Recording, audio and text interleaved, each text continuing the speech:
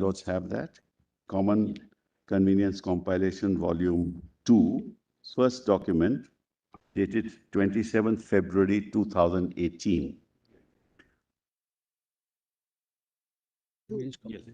Common convenience. Who has that?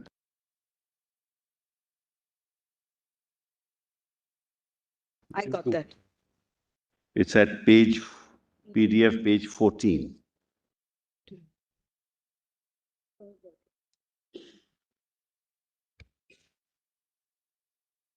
Does it start with the indexation at serial number 37, please? No. Ramesh Thapar versus State of Madras. Well, the date is 27th February 2018. Page 14. Page 14. Convenience Volume 2. Yes. Serial number 5, Malas. It's called Convenience Compilation. Convenience. I'm just trying to check.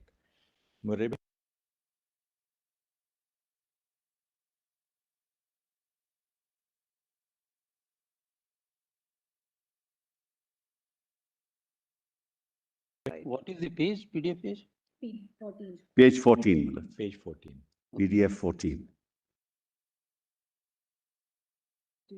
Malas, prior to 2018, the elections took place in Shiv Sena in 2013.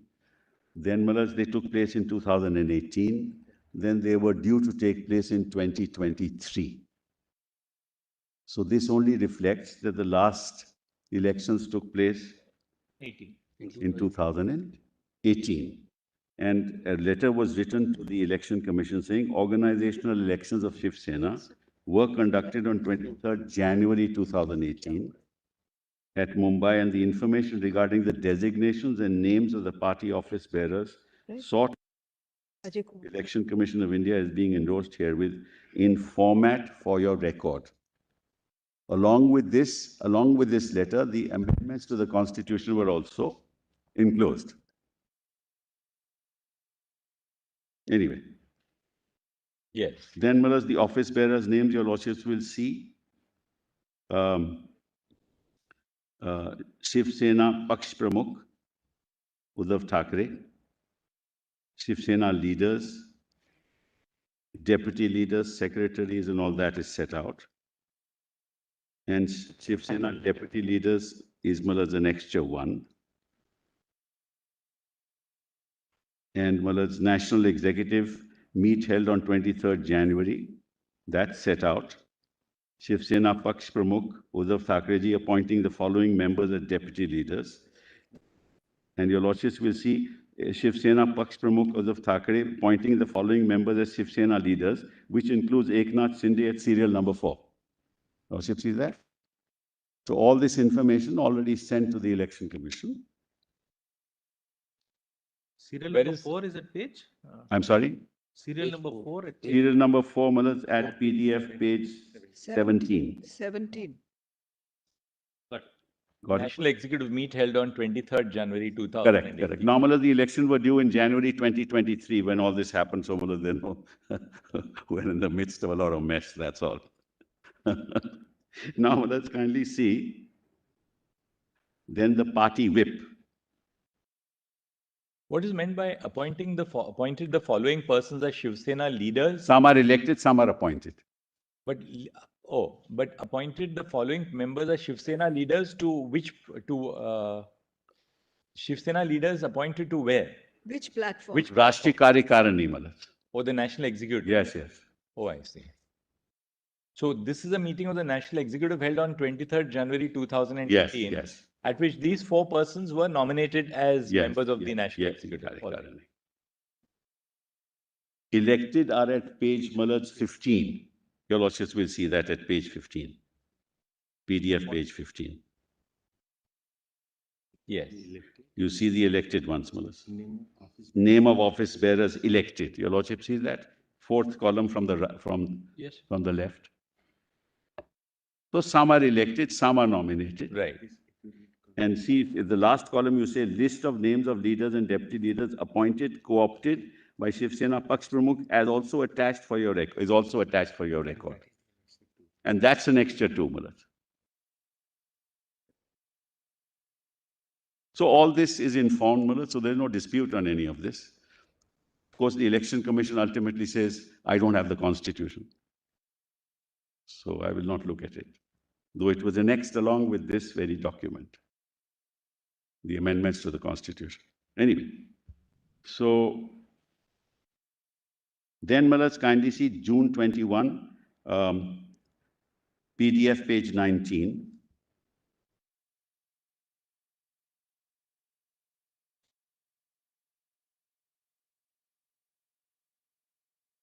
Well, there's one other fact your lordships may be kind enough to note at page 15, PDF page 728. 15. Yes. PDF page? 728, well, if your lordships will, this is important. Same compilation. Yes. 25th November 9th. Yes. Now, this is important because this is dated 25th of November 2019. Just note that date. It's important. Whereas on that particular day, Malas, the Uddhav Thackeray was neither a member of the Legislative Council, nor was he Chief Minister. He was only President of the party on 25th November 2019.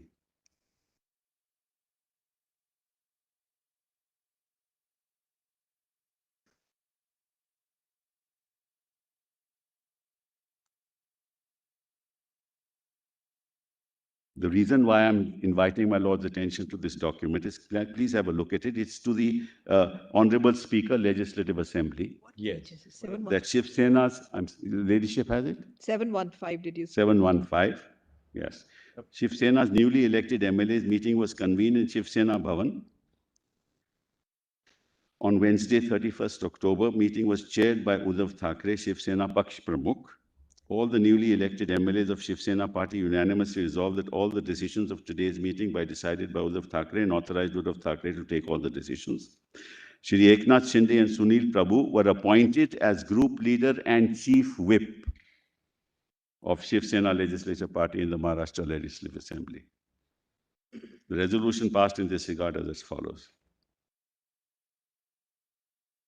That it is resolved that elected MLAs meeting of Shiv Sena party, of the party, with Eknath Shinde is appointed as group leader. So he becomes the leader of the house, in a sense. And it is resolved that in the newly elected MLAs meeting of the Shiv Sena party, Sunil Prabhu is appointed as the chief whip. So the appointment is by the party. This is information to the speaker. That's right. Information to the speaker. That's how it all happens, Malas.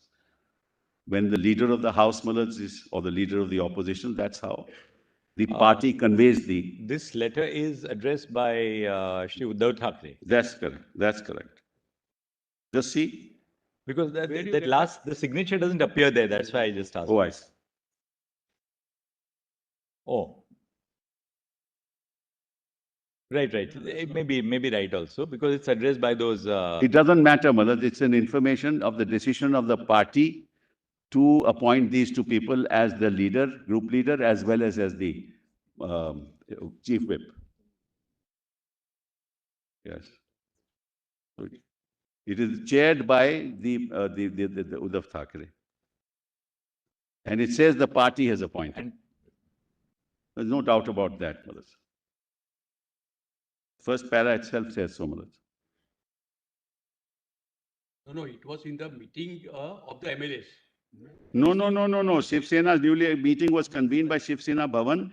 In the meeting was chaired by Uddhav Thackeray. All the newly elected members unanimously resolved that all decisions of today's meeting be decided by Uddhav Thackeray. Okay. Now read resolution number 1. Yes. It is resolved in the newly elected MLAs meeting. MLAs meeting of so-and-so. That is appointed. Resolution, yes, is appointed as the group leader of the Shiv Sena party. Resolved the newly elected MLA meeting of Shiv Sena party. Sunil Prabhu is appointed as the chief whip of the Shiv Sena. So this was the resolution which was communicated was prima facie, subject to what you can say, correct? The elected MLAs meeting was convened. Yes. It was resolved like 1 and 2, which Yes. was intimated to the speaker. Yes, but no, well, the decision was of Uddhav Thackeray. So, anyway. The decision is of Uddhav Thackeray, It Malas. doesn't appear to be so, Mr. It says so, Malas, first paragraph. First and the second paragraph both.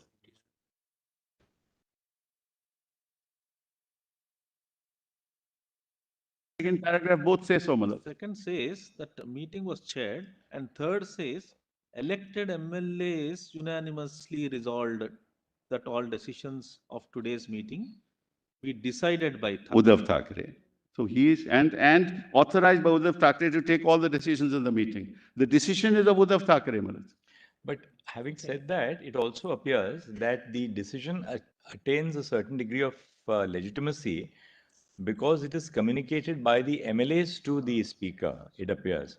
It may be that, of course, as the unquestioned party leader at that time, he was to decide who would be the group leader and who would be the chief whip. But the communication to the speaker is signed by all the 56 MLAs, and they eventually resolve that who will be the group leader and the chief whip. It seems to be that. But as I showed to your lordships the law on the subject and the decision on the subject, it will be clear that it is only the party that appoints. No member of the I legislature. understand that because your submission yesterday was that the appointment of the chief whip or the group leader is something which is never done by the Never MLA. done by the- It's always done by the party. I'll do, yes. Malad. So if there's your second limb of the submission was if there is a split, that split also, of course, there's no concept of a split in the 10 schedule. That's right. But even assuming there's a split in the party, that split is outside the Legislative Assembly, and it can't be that Correct. the 56 MLAs decide that, well, we have now merged or we have, there is a split in our party. It is settled law, Malad. I mean, I'm just indicating this is how it happened, but it is settled law that as far as the whip is concerned, and that's in answer to my lord's question, as far as the whip is concerned and the leader is concerned, it's always decided by the party. That you said yesterday. Yes, I'm just saying, Malad, the process was in this particular case this. So if a letter is written, I don't know, Malad, we'll find out. I'll find out. If the letter is communicated, And Mr. Sibal, on that you may be right also for this reason that a whip is a direction to the elected members of the legislature, whether it's in parliament or a legislative assembly or council, that you shall vote in a particular manner, or this is our position on this particular aspect, on the discussion on a bill, or whatever you're doing as an elected legislator. Therefore, that direction to the members is also always by the whip. outside Outside, the yes.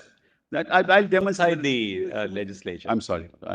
Shows the relevant rules of the legislature. I will, Malad. I will, in fact, Malad, I will show that, and it will be clarified. But my lord is right that from the perspective of the format, your lordships may be right that it is forwarded.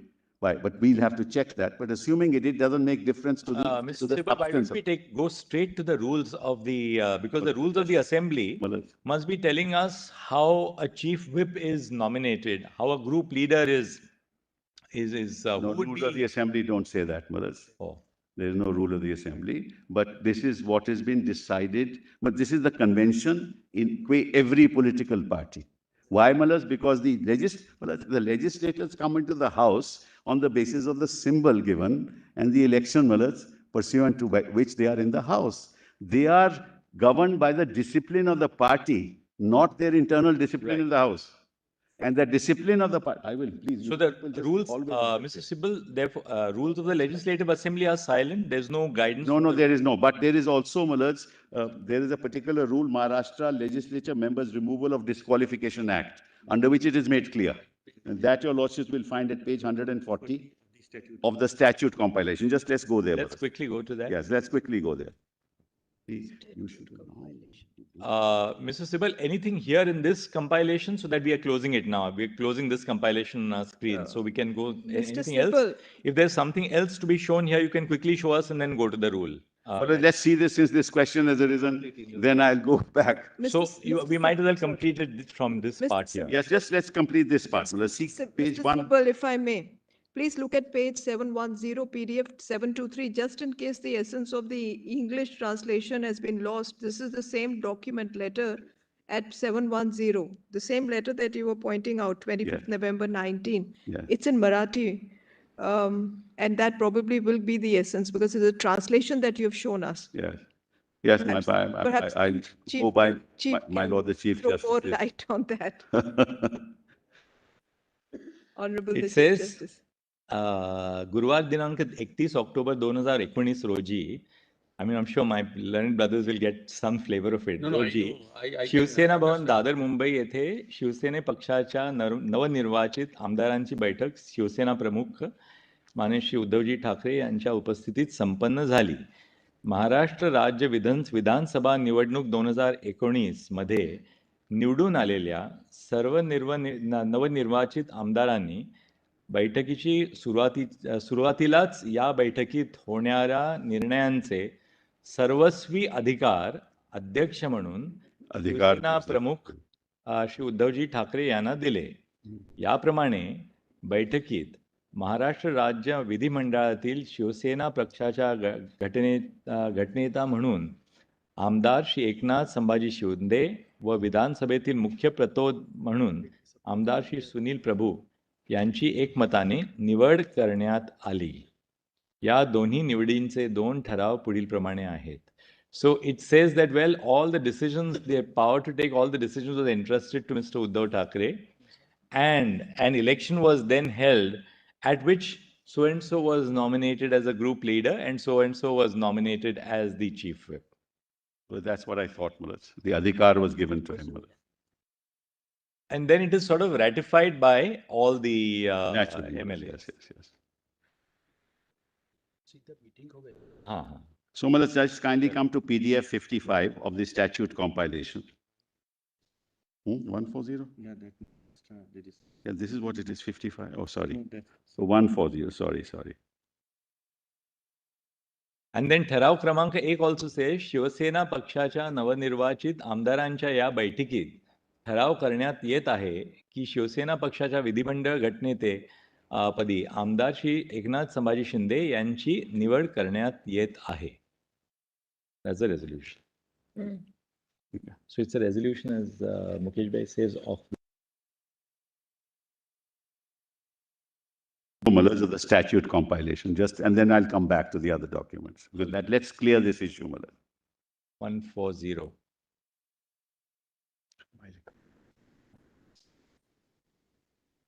Don't say do this, do that. Now kindly see, Mullahs, at 142.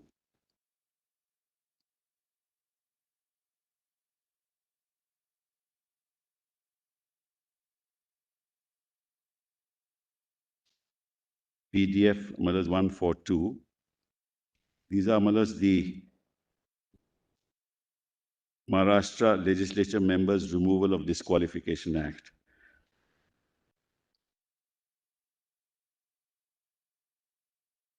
And removal of certain disqualifications. See paragraph 2 at page 142.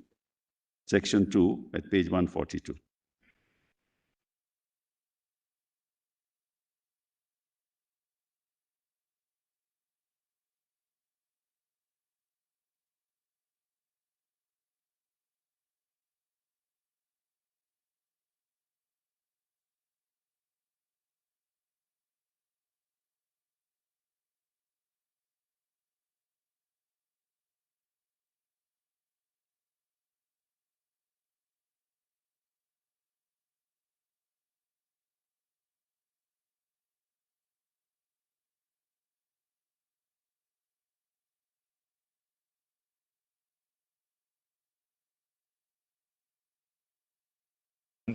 Yes, I hope your watches are feeling much better today. Little better, yes. Thank you. Page 142, Mullahs, section 2. Just all professional hazards, you know, back, neck. I know. A person shall not be disqualified from being chosen as or being a member of the Maharashtra Legislative Assembly or Maharashtra Legislative Council merely by reason of the fact that he holds any of the offices specified in Schedule 1.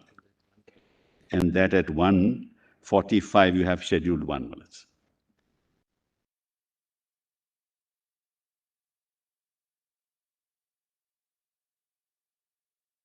And 23, item 23 there is the offices of the Chief Whip or Whip in the Maharashtra State Legislature. Now kindly read the explanation with me. If your lordships and ladyship have. Member of the House who is, for the time being, declared by the party. Completely redacted, yeah. I'm sorry? Was it redacted? It's actually, They have it's, highlighted it. oh, it's highlighted, but I'm getting the Yellow. highlighting. So much so that there is nothing except yellow here. Already highlighted. That's, मेरे पास है. I also Oh, have okay. highlighted. It's all just yellow. Everybody. We all What have. is that? Why, Malas? How? I They don't know. must have highlighted it and then scanned it. So Yeah, so it's come the back. I'm sorry, Malas, for this. But Pre-highlight. it's surprising. I don't know I why. was also wondering that I haven't done it. Amira? I am surprised myself. Doesn't matter. You don't also have it. No, you can read it slowly then, I think. Yeah, give us a copy later, but you can slowly read. You can. Yes, it says. It's my two office- brothers and we can I share. also have it. I'll pass on, Malas. See it. Can I can share. We can pass. A returnable basis or what?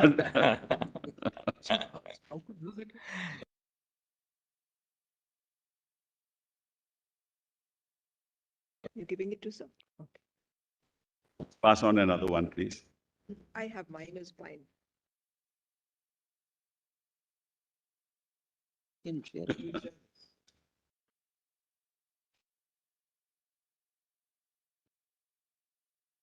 Just give another for the Chief Justice, please. No, I have it. My pen drive is okay. Okay, all right. Now, may I read, Mills? Yes. The expression chief whip or whip in relation to the Maharashtra Legislative Assembly means that member of the House who is for the time being declared by the party forming the government to be the chief whip or whip in that House and recognized as such by the Speaker, and includes a member of the House who is for the time being declared as such by the party having at least 10% of the total members of the House and recognized as such by the Speaker. The expression chief whip or whip in relation to the Maharashtra Legislative Assembly means the member of the House, that member of the House who is for the time being declared by the party forming the government to be the chief whip or whip in that House and recognized as such by chairman, and includes a member of the House who is for the time being declared as such by the party having at least 10% of the total members of the House and recognized as such. It's clear, Malas, this is, there's no doubt about these things, Malas. I read to your lordship yesterday, in fact, the communication by the chairperson of the UPA to the chairman of the Rajya Sabha that after Mr. Ghulam Nabi Azad, Mr. Kharge is the leader of the legislative party. So on this, there is really no issue, Malas.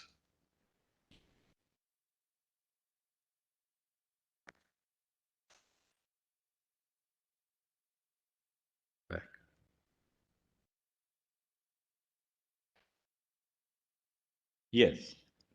Now I come back to volume 2, page 17.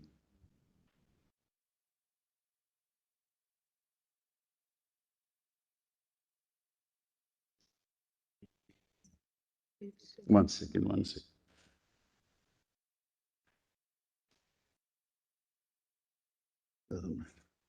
So, Manas,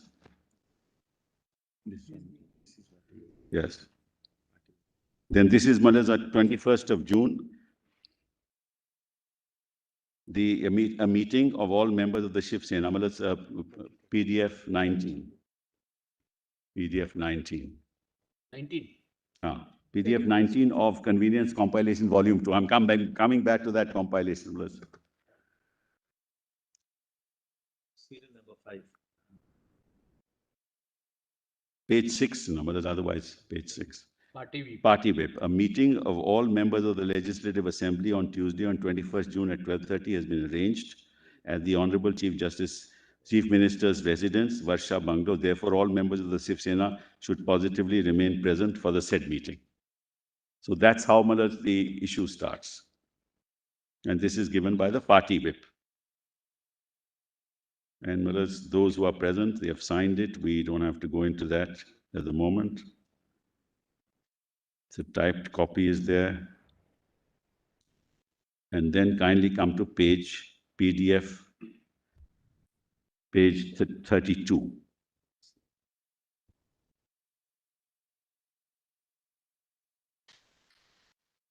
As per whip, no, I laws have 32 PDF. As per whip issued by the Chief Speaker of Shiv Sena, Shri Sunil Prabhu, the meeting of members of the Shiv Sena party was concluded on Tuesday, 21st of June, as Chief Minister's residence at Varsha Bungalow, and under the chairmanship of the party president, Uddhavji. In the meeting, the following resolution was passed unanimously. Resolution Eknath Shinde, the member of Legislative Assembly, has been removed. Forthwith from the post of group leader of Shiv Sena Legislative Party, Ajay Chaudhary, member of Legislative Assembly, has been immediately elected unanimously on the post of group leader of Shiv Sena Legislative Party that has become vacant.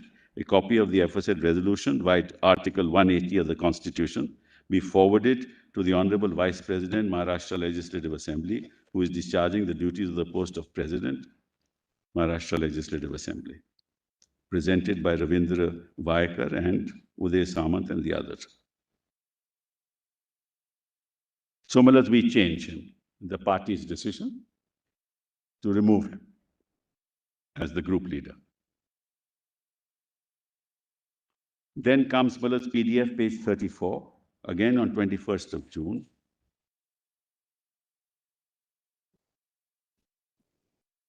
Yes, we communicated this decision to the Deputy Speaker, and that your Lordships will see to the Vice President, Maharashtra Legislative Assembly. Page? It's actually Vice President is the wrong translation, it's the Deputy Speaker.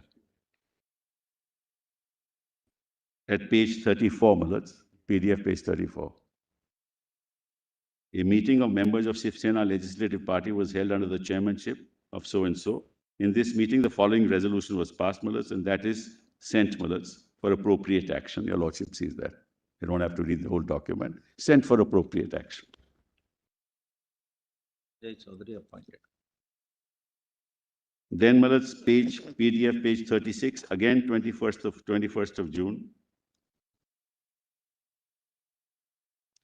Because the party decides to make Ajay Chaudhary the group leader.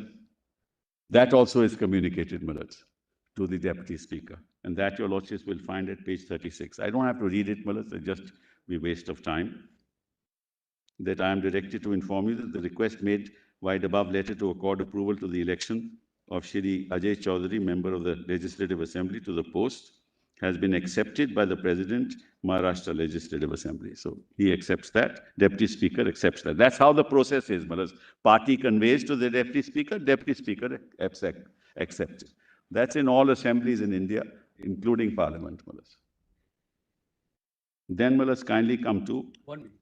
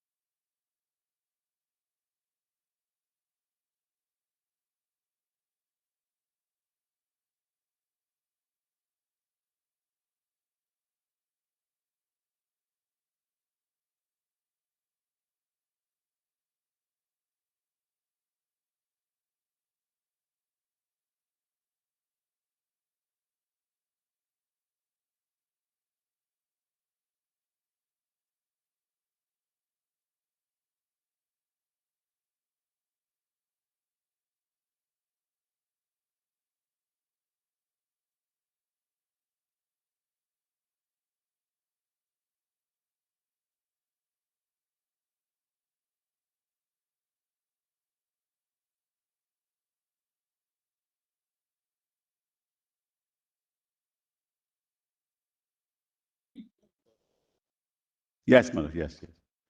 Both the resolution which you read, Yes. the communications, one removing Mr. Eknath Shinde, correct, and appointing this Ajay Chaudhary, were in the meeting of the legislative party. Please see, Yes, yes. they were not the decisions taken, the resolutions were passed in the party meeting. No, but that doesn't happen, Malas. That never happens. Correct. Malas, what happens? Just for clarity of. Yes, certainly, sir. Both these resolutions Yes. were in the meeting of the legislative I party. tell your Lordships why. Malas, I tell your Lordships why. Malas, what happens is, it's the legislative party that has to accept a leader. There is always a consultation with the party. The party is represented by Uddhav Thackeray. Just what we want to say, speaking of myself, it was not in the meeting of the party. No, it is never. Meeting of the It is legislative- never, Malas, it is never. Well, I'm explaining that to you, explaining that. Ultimately, Malas, a group leader or a leader in the House has to be chosen.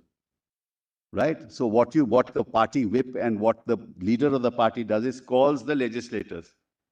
and says, who would you like to be the leader? They take their view and the party takes the decision. It's not a party meeting. Your Lordship is right. It doesn't happen in the like in the AICC or the DPCC. It happens, Manoj, with the leader, namely the chairperson or the Prime Minister, Manoj, acting in his capacity as the head of the BJP. He will be consulted. But it's why? Because it is the legislative members who have to accept somebody as a leader. So the decision is given by the party that this is the person who is we choose as the leader. Now you cannot, this is not doesn't happen in the plenary, Manoj. That's the process, Manoj. And I will demonstrate that, Manoj, that your Lordship is absolutely right. Because ultimately, Manoj, that who has to work? Somebody within the legislature has to work with the leader. Here, they are the ones who are concerned. So their views will be taken and the party will decide. Yes. So therefore, they say, okay, let Uddhav Thackeray decide, we'll accept what you say. That's how it happens. According to you, the decision in the legislative party meeting would always be on the advice of the party. Always. That always. is what you're saying. That's right, always. And it's recognized by this court, Manoj, in several decisions. So and Manoj, it's the practice, it's the norm everywhere in every political party. Leader as well as the whip, both you are saying. Sorry? Leader as well as the whip. That's right, that's right. Manoj, what happens, I mean, I just explained that also. Leadership will decide who the chief whip will be. Leadership will decide who the group leader will be. But the chief will decide, not pursuant to, chief will decide, carry out the instructions of the leader when matters are in the house. There, Manoj, the leader doesn't come in. Chief whip will say, we'll go to the leader and say, look, this is the issue before the house. How do we deal with it? Leader will discuss it with the chief whip. Chief whip will communicate. That's how parliamentary democracy works. Yes. But your Lordship is absolutely right. And it's a good point that your Lordship has pointed out so that I can clarify it. Then, Manoj, kindly see 22nd of June. In the backdrop of causing party crossing over and thereby attempting to destabilize the government, and considering the consequential political situation that has been created in the state, an urgent meeting has been arranged on 22nd of June at 5 at Varsha Bungalow, Mount Pleasant Road, to face such situation. Your presence for this meeting is necessary, which please note. The said notice has been forwarded on your email ID registered in the Maharashtra Legislative Assembly. That apart, you have also been informed through social media, WhatsApp and SMS. You cannot remain absent for this meeting unless valid and sufficient reasons in writing is given. If you fail to remain present for the meeting, it will be presumed that you have clear intention to leave membership of Shiv Sena party voluntarily, as a result of which action as provided in the Constitution of India with respect to disqualification of members will be taken against you, note of which is taken. This is communicated to Eknath Shinde by whom? By the whip, by Sunil Prabhu, who represents the party. So is it a typo at the end of that chief speaker? It should be chief whip. Yes, it's chief whip, Manoj, not chief speaker. It must be a translation issue. Yes, it's I was reading the Marathi, it's chief whip. Yes.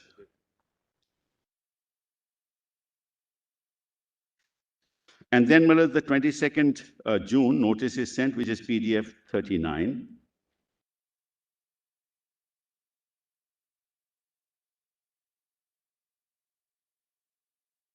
In the background of the recent concluded Maharashtra Legislative Council elections held on 20th of June, and in view of the volatile political situation emerging in the state on account of repeated attempts being made to destabilize the government by orchestrating defections within the Shiv Sena and to discuss and draw out a political strategy to address and contain any such exigency, you are urgently called upon to attend the meeting of the Shiv Sena Legislative Party today on 22nd to be held at so-and-so place.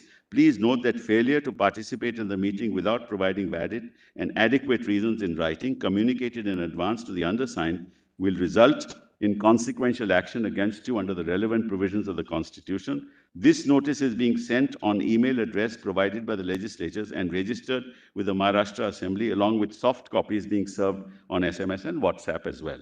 This again is sent by the Chief Whip, Manoj. And Manoj,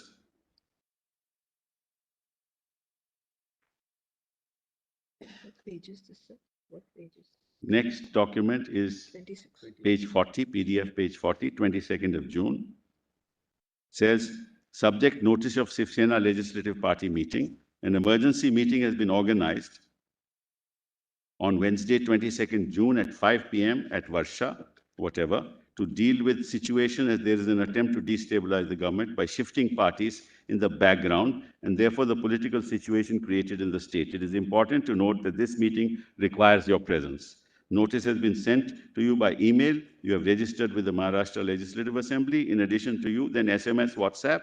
It should be noted that if you do not attend, Malas, then you're liable. In accordance with the Constitution, action will be taken. This is sent by the chief whip, and then this is sent to all these people, and they don't attend. Then your lordships may go straight away. What is the annexure 10? Annexure. Annexure 10, that is the next page of PDF 41. That's the people, Malas, who attended and those people who didn't Those who attend. attended. That's right. That's what it is. Yes. Now, Malas, now comes the document, which is, Malas, crucial for this case. What is that document, Mr. Sir? This is at PDF 51. This communication which I have read was sent to Eknath Shinde, Malas, by the chief whip. Now Eknath Shinde replies to it. Just 1 second. Not Eknath Shinde, but Kopri.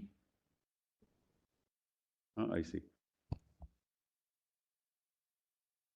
Oh, that's the constituency now. Sunil Prabhu by Eknath Shinde.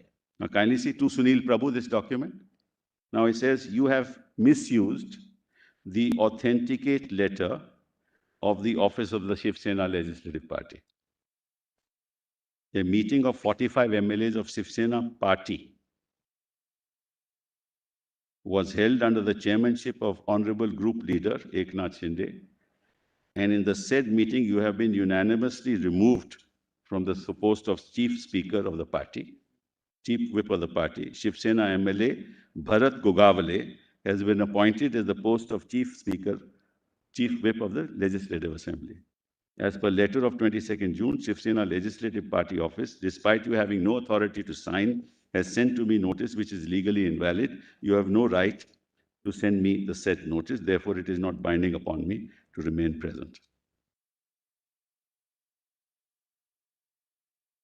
Now, Malas, this act, the fact that you did not attend the meeting, the fact that you wrote this letter, the fact that you appointed the chief whip, you 45 people or whoever, whether it's 40 or 45 at the moment, we're not on that you are members of the Legislative Assembly, you have appointed your own chief whip, you say that you are no longer the whip. Malas, is all, Malas, there is no, as far as I am concerned, Malas, this is per se illegal. This doesn't emanate from the party. He cannot, members of the legislature cannot, Malas, pass such a resolution, cannot defy the whip, cannot remove the whip.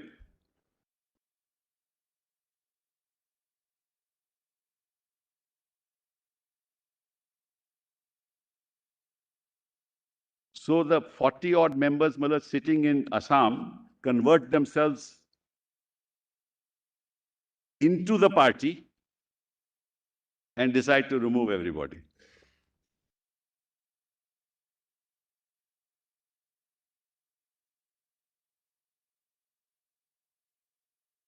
The next document is at page 52. Again, June 22nd, 2022. 52. Same thing, Malas, that you have misused the official letterhead in a meeting of 45 MLAs held under the chairmanship of Group Leader Eknath Shinde. You have been unanimously removed from the position of Chief Whip. So he is acting as a group leader of the members of the legislature. So therefore, Malas, let's put it in simple terms. In any assembly, 10 people can get together and remove, Malas, the Chief Whip. And then they can go to the opposite party and, Malas, And with the numbers game that is going on, they can actually destabilize the government and have their own chief minister. This is the outcome if this is if it is held to be valid. If such an exercise is held to be valid, the outcome is that you can an elected government can be removed any time depending on the arithmetic. To put it on the flip side, therefore, Mr. Sibal, your contention would be then, if this outcome has to be lawfully achieved of removing the chief whip or the group leader, then what is the course of action to be followed according to you? You'll have to go to the party, call a meeting of the party. Call a meeting of the party, or you merge. Party would mean the national executive, or what would it mean? You have to call the national executive, the Pratinidhi Sabha, the general body, the Pratinidhi Sabha, not the Karyakarani, Malas. That's 13 members. The Pratinidhi Sabha has 262 odd members. Malas, point is, they have never been to the party. Of course, the only chink in that submission, I mean, we must put it to you straight so that you can deal with it, is that was not the process which was originally followed when the chief whip or the group leader was nominated, unless we also postulate that when the group leader and the chief whip were originally nominated, Uddhav Thackeray was acting as the party. Yes, because he was neither a member of the council nor was he the chief minister. He was nothing. He is the Paksh Pramukh under the constitution. One thing, as Brother Justice M.R. Shah pointed out very clearly, it's obvious that the appointment and the nomination of the group leader and the chief whip was made at a meeting of the MLAs. Now, because it clearly says Amdarancha Baitakit. But answer that straight away. But it is also in the presence of Mr. Thackeray. And the MLAs begin by saying that we are assigning to Mr. Uddhav Thackeray the right to take all decisions. Right. Then they pass a resolution at a meeting of the MLAs. So it's a sort of a hybrid situation where the group leader, power to nominate a group leader and the chief whip is delegated to Shri Uddhav Thackeray. But there is so to speak, an anointment of them at the meeting of the MLAs. So the only way really that the two can be reconciled is by postulating that in that sense, at the original meeting, Mr. Uddhav Thackeray was the party. He was, whether you like it or not, he was the party. It was not a meeting of the national executive. It was not a meeting of the plenary of the party.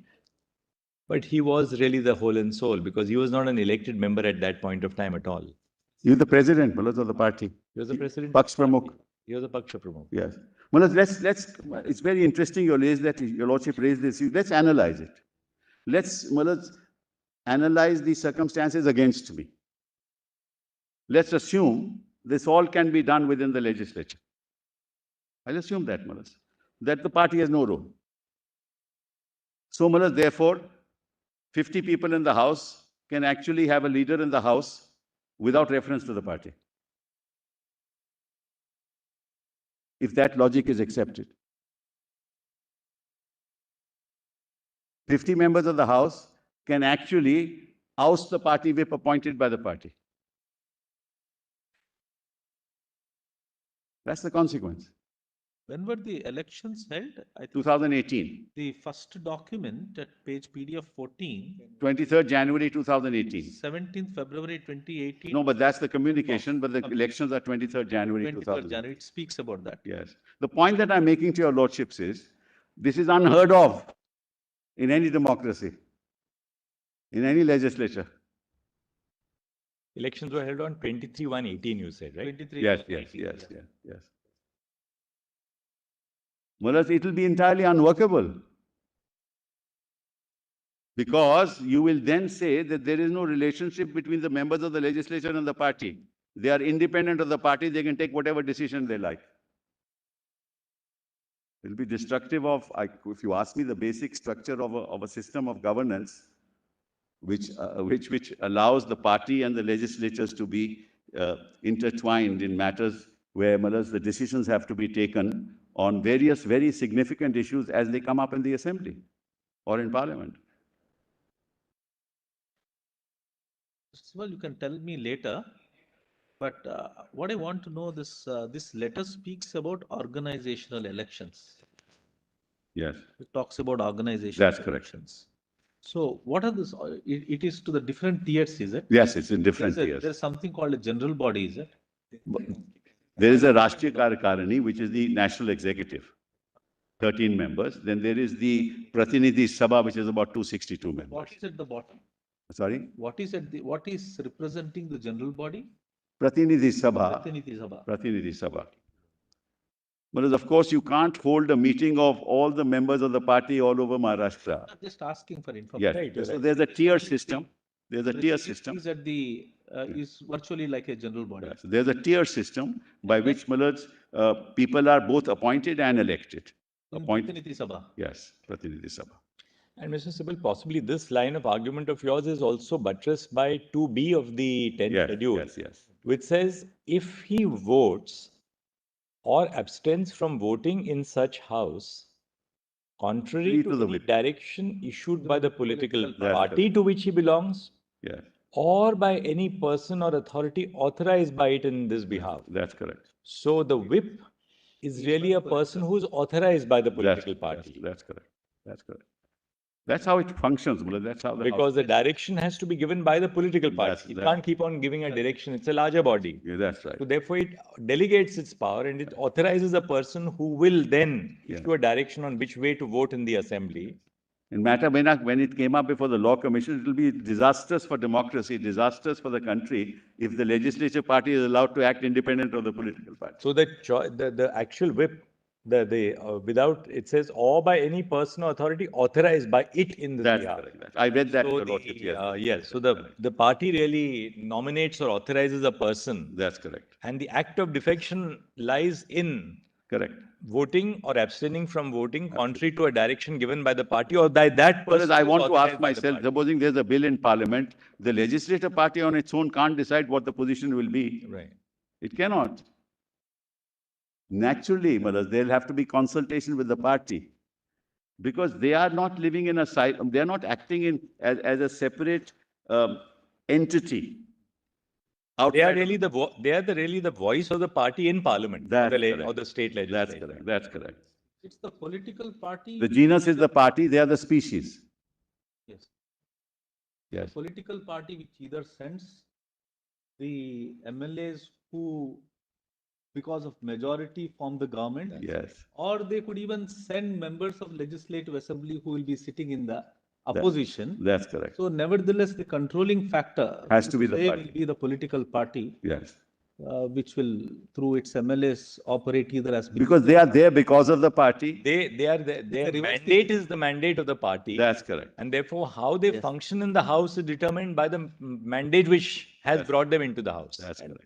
Exactly, Madam. You have no and I think that seems to be a fair understanding of the 10th schedule also. 10th schedule has to be linked to it. Mullahs, you have to maintain the integrity of the political party within the House. Its programs, its views on reservation, its views on the 10th schedule, its views on foreign policy. Individual members of the legislature don't decide on foreign policy issues. The party decides. And party systems are such that you have committees where people who are in the past also, who are members of the party, who have experience in foreign policy, who've been ex-ministers of foreign policy, they become members of the committee, they advise the party as to what position should be taken, and a matter comes up, the legislators are only told that this is what should be done. Within that framework, you can make your case out. So they articulate the views of the party in the House. That's correct. Yeah. One important distinction is... Sorry. Go ahead. No. Yes, you tell them. Well, just to take 15 seconds, a bizarre example of how the party governs. Very interesting, apropos Lordship, I happen to be chairman of the Parliamentary Standing Committee on Law in 2011, and the most contentious Lokpal bill came. We had a report signed by all except 3 dissents. 3 dissents are all, every 31-member committee, which is a mini parliament, everybody signed, all political parties, 17 political parties. Matter went to Rajya Sabha. All of them supported the report because they had signed it. Overnight, whereas the party stand of one particular party, I'll not name it, changed. The matter came to Lok Sabha. The same party which had signed took a different stand in Lok Sabha because the instructions from the party to the legislative wing of the Lok Sabha was that no, this has to be opposed. Lokpal has to be opposed. This is in the record of Parliament. So, whereas the party decides, this is an extreme example that the party which had agreed with the report actually opposed it in Lok Sabha because the members, whereas are only legislators, but they received the instructions. It's an important, well-known regional party, but the policy changed that no, we must oppose Lokpal, therefore it was opposed in Lok Sabha. So that There'll was be the any best number- validation of this kind of example. Any number of examples like that, any number of examples. It's a reverse engineering. It's a political decision on so many other factors. The legislative members controlling the party is actually reverse engineering. Yes, Your Lordship is right. Exactly. Therefore, these documents become exceptionally important because they will determine the outcome of this litigation. If you give validity and legality. So, Mr. Sibal, we have seen all the documents now? Not yet, Madam. All right. I'm No, just- because the next step, I was going to request you to formulate it in 2 or 3 submissions for us, but you can complete the documents and then Yes, give us a I- reformulation of 2 or 3. No, Madam, then I have to read Your Lordship some judgments which actually deal with this. Before we go into the judgments, you can just formulate it for us in Yes, 2 or I 3 will. submissions. I We'll will. take it down, I but will. let's complete the document, Yes. then the formulation and then the judgments. Yes, let me just quickly go through the documents now. Yes. So page 52 I've read. Then kindly come to Mulad's resolution of the meeting of the Shiv Sena Maharashtra Legislative Assembly 1919 to 2024. Mulad, that document is at page 50, PDF 55. Now, Mulad, this is what is passed. Very interesting. What is the date? Mulad, it is signed. It's signed by Bharat Gogavale. Very interesting document. This tells you the story, Mulad. Resolution of the meeting of the Shiv Sena Legislative Assembly. Maharashtra Legislative Assembly 1919 to 2024. We, the following members of the 14th Maharashtra Legislative Assembly, belonging to the Shiv Sena, we are notified as the members of the Maharashtra Legislative Assembly as members of Shiv Sena Legislature Party. We had unanimously elected Eknath Sambhaji Shinde on 31st October 2019 as group leader of the Shiv Sena Legislature Party. There was a pre-poll alliance between the Bharatiya Janata Party and Shiv Sena Party for the 14th Maharashtra Legislative Assembly. There has been great dissatisfaction prevalent among the members of our party, Shiv Sena, and our party cadre at large on account of corruption in the government, administration regarding police posting, corruption by then Home Minister so-and-so, sitting minority minister so-and-so. Apart from above reasons, our party cadre faced tremendous harassment and distress on political as well as personal grounds. From the opposition, ideological parties who are now a part of the government and were using their office and power to undermine the base and foundation of Shiv Sena. There is enormous discontent amongst the cadres of our party, Shiv Sena, for forming the government with NCP and INC, who are ideologically opposed to our party. There has been a compromise on the principles of our party, Shiv Sena, which has been a party of fierce ideological base and was formed for fighting for the rights of local Marathi people. For the last 2.5 years, our party and its leadership have compromised party principles by aligning with the contrasting ideologies for the sake of achieving power. The ideology of our party leader, late Balasaheb Thackeray, was to give a clean and honest government to the people of Maharashtra, and also without compromising on the principle of Hindutva, which was defeated on the first day itself by aligning with the opposing ideologies. Shiv Sena and Bharatiya Party has forged a pre-poll alliance for 2019 Maharashtra Assembly. They sought the blessings of the voters of the Sena BJP alliance, which the voters accepted and voted in favor of alliance. After results were out, the Shiv Sena severed its ties with the BJP and formed an alliance with the opposing parties, which they had fought against in 2019. This act of our party leaders had a tremendous negative impact upon the voters and the party cadre. There was a continuous hue and cry towards party leadership for the act of aligning with the opposing parties. Ignoring this, party leadership went ahead and formed the Maha Vikas Aghadi government. For the last 2.5 years, we, the Shiv Sena Legislative Party members, were facing tremendous pressures from the electorate. We, the members of the Legislative Party, as well as all leaders and workers throughout the country, were facing a lot of humiliating questions. Our leader, Barasaheb Thackeray, was always a strong nationalist. We've also been subjected to a lot of criticism for being part of the corrupt Maharashtra. In view of the above, the members of the Maharashtra Shiv Sena Legislative Party have met today and resolved this under. What have they resolved? Hereby resolved and reaffirmed that Shinde, who was appointed as leader of Shiv Sena Legislative Party, is and continues to be the leader of the Shiv Sena Legislative Party of the 14th Maharashtra Legislative Assembly. And this is what was proposed and seconded by members of the legislature. And I hereby further resolve that Bharat Gogavle, elected and appointed as Chief Whip of the 14th Maharashtra Legislative Assembly, is cancelled with immediate, and Sunil Prabhu is cancelled with immediate effect, proposed and seconded.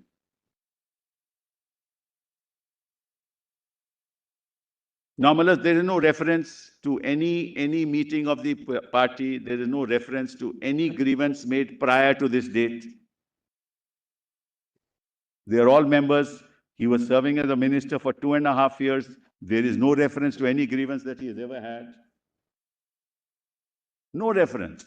No reference to any statement he made in any organizational election. No reference.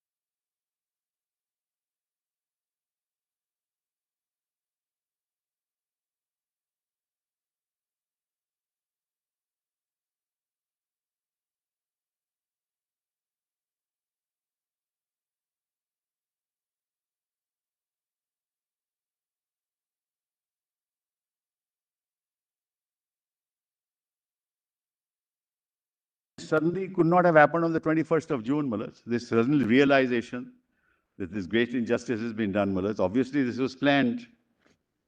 Mullahs, if anybody had any grievance of this nature, it would be in public statements, it will be in organizational meetings. After all, this is from 2018, we are in 2023 now, Mullahs.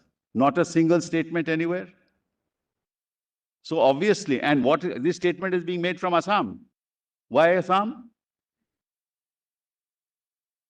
So it's not something, it's all pre-planned, it's a conspiracy. It's not something that happened overnight. And you're talking about poll promises. Let me, Mullahs, talk of history then. Mullahs, the poll promise was broken at the time when Mullahs, Devendra Fadnavis and Ajit Pawar were sworn in the early hours of the morning by the governor. What about that poll promise? So let's not go into politics. I was just going to say that now you are trenching into an No, area no. of politics. No, but this is all politics. You're now leaving the area of constitution. No, I know. But Mullah, I said it in the context of the grievance that he has made. He has made a grievance of poll promise. No, we are not at all, Mr. Yes. But That we will not. So, Mullah, let's go. That's why I said we are. I'm sorry. Yeah, I'm- but sir, But therefore, Mr. Sibal, ultimately, I mean, we're just sort of pushing your argument to its logical conclusion in constitutional terms. Yes. Therefore, what you are saying is that, look, when Eknath Shinde was nominated as a group leader and the whip was then nominated, the whip was also notified. It was at the behest of the party, Yes. albeit at the MLA's meeting. Correct. An alteration of that position was made at the meeting which was chaired by Mr. Uddhav Thackeray. The legislators could not have either abstained from the meeting, which was convened by the party president, nor could the legislators have replaced the whip or the group leader. That's correct. So that all that they did was really therefore invited, was contrary to law and therefore invited a disqualification under the 10th schedule. All this really then leads us to this, that therefore they have incurred The disqualification. they have incurred a disqualification. That's correct. Now, having said that, therefore, this is therefore a case where the speaker has to ultimately decide upon the disqualification which they have incurred, isn't it? Absolutely. I understand. That is, you know, Mr. Sibal, what that it is an is. area which we are not able to come to bridge. I will, Mullahs, I will.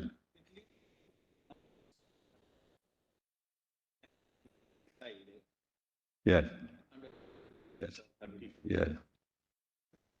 Yes, I made that argument. Mullahs. Yes. I will try and, Mullahs, Of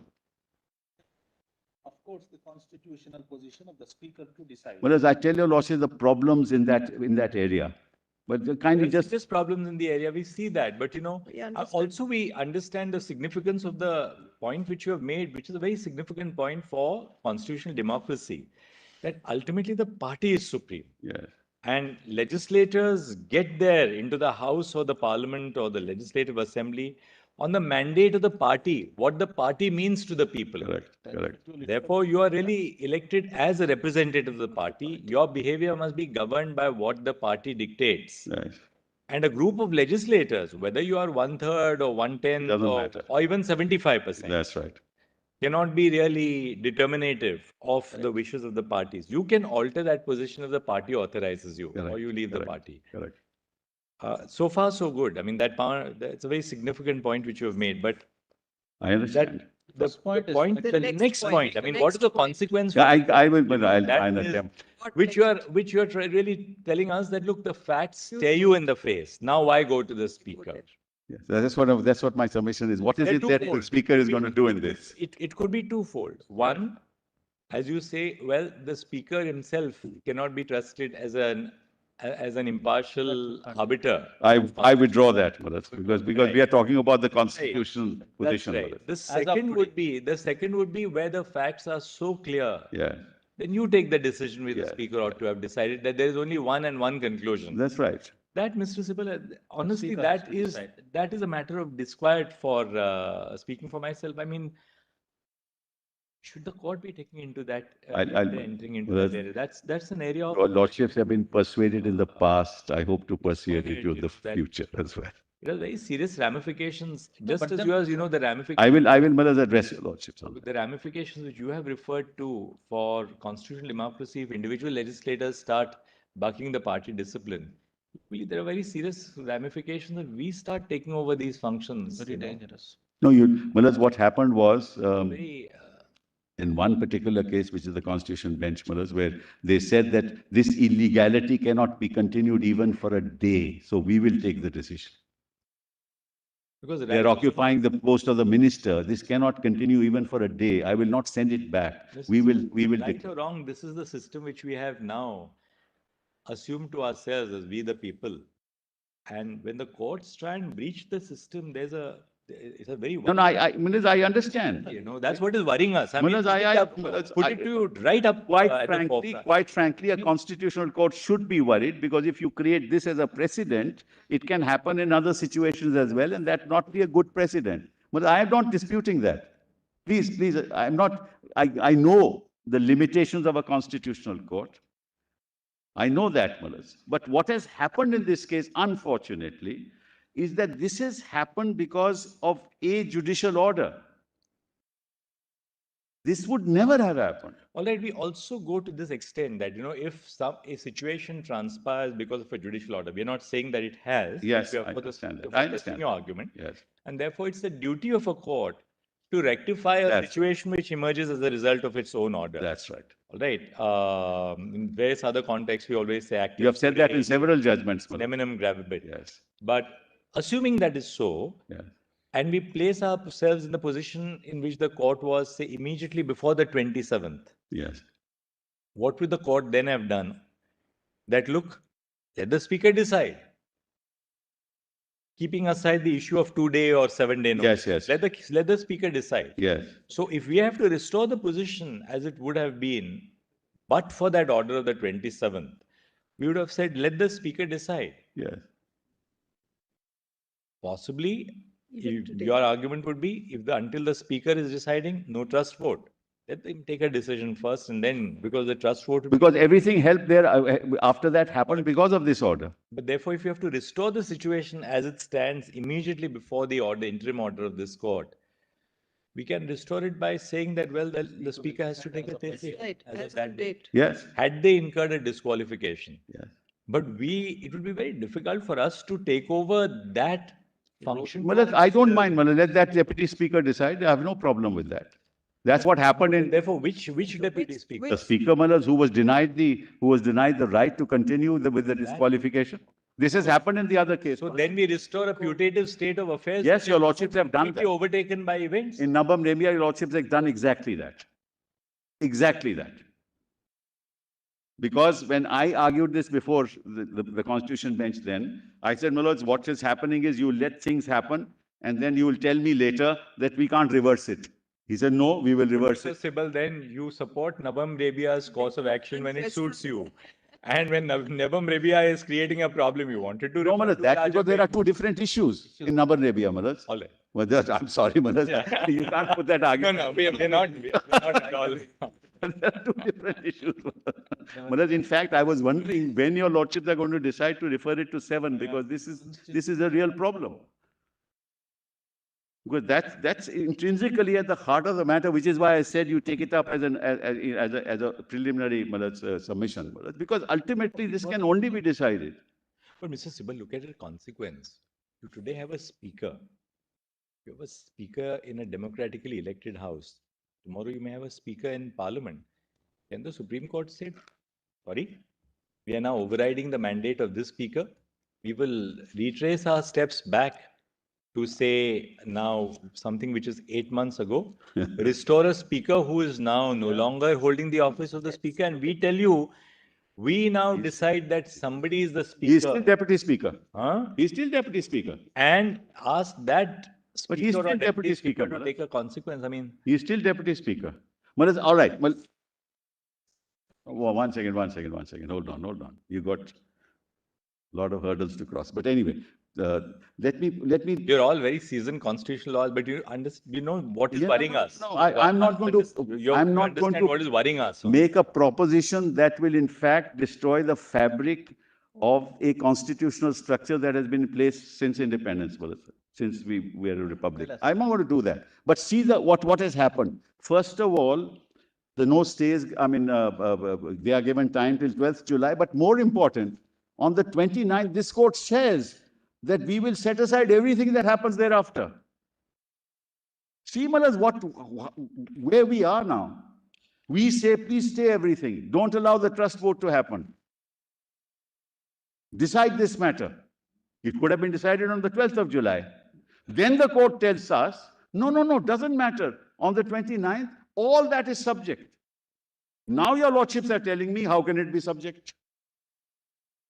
Now your lordships are telling me, rightly maybe, that how can we go back on 27th? But that's exactly because of the two court orders.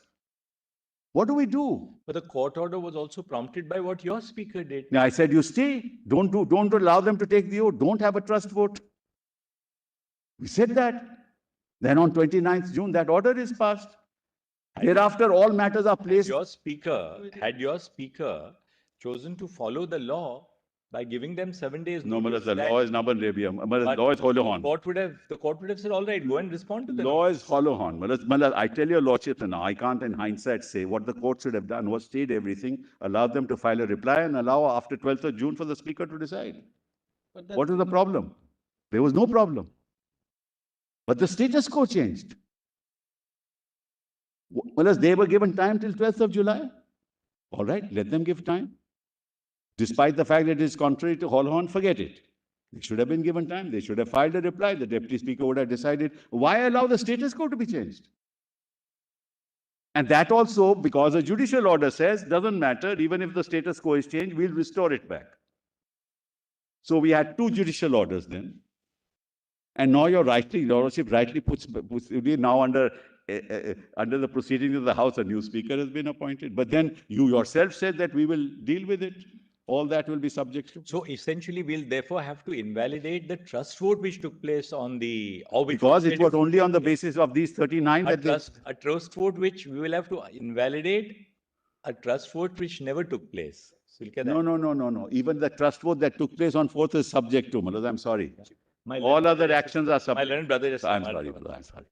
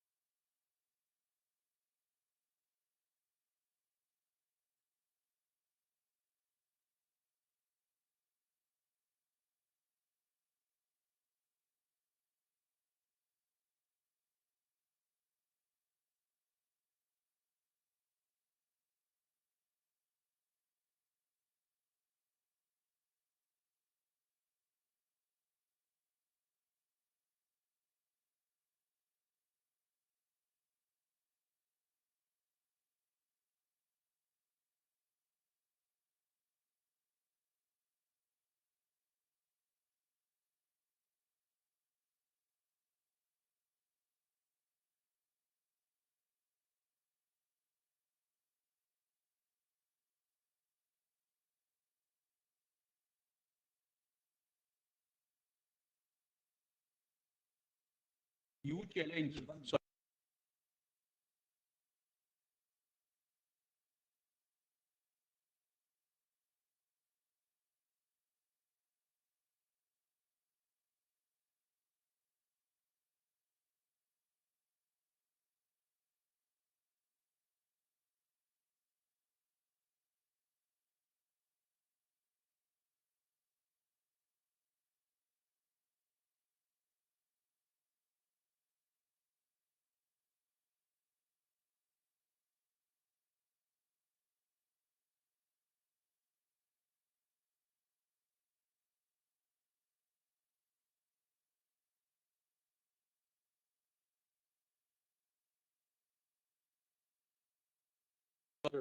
Just what, Yes. on Yeah. your submission, that as per the interim order dated 29 June, correct, all subsequent proceedings are subject to ultimate. Yes, yes. Now see, factually, we have to consider that. On 29th, you challenge the trust vote to be held on 30th June, Yes, correct? You challenge that only. that's on correct. 29th, That's correct. correct? Now see the order, interim order, which is passed by this court on 29th. Right. See, please read it. Yes, I'll read it.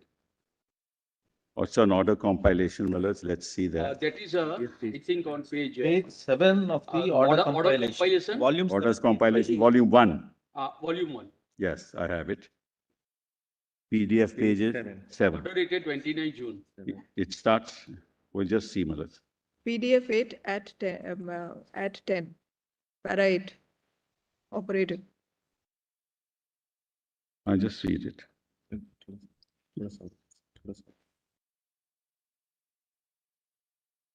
This is the PDF. Yes. Page Malaz, the writ petition is ordered to be listed for hearing. Para 8, Para para 8, 8. maybe straightway you. Right, having given our thoughtful consideration. That's the one? Yes. Yes, yes. We do not find any ground to stay convening of the special session of the Maharashtra Vidhan Sabha tomorrow at 11 a.m. with the only agenda of a trust vote.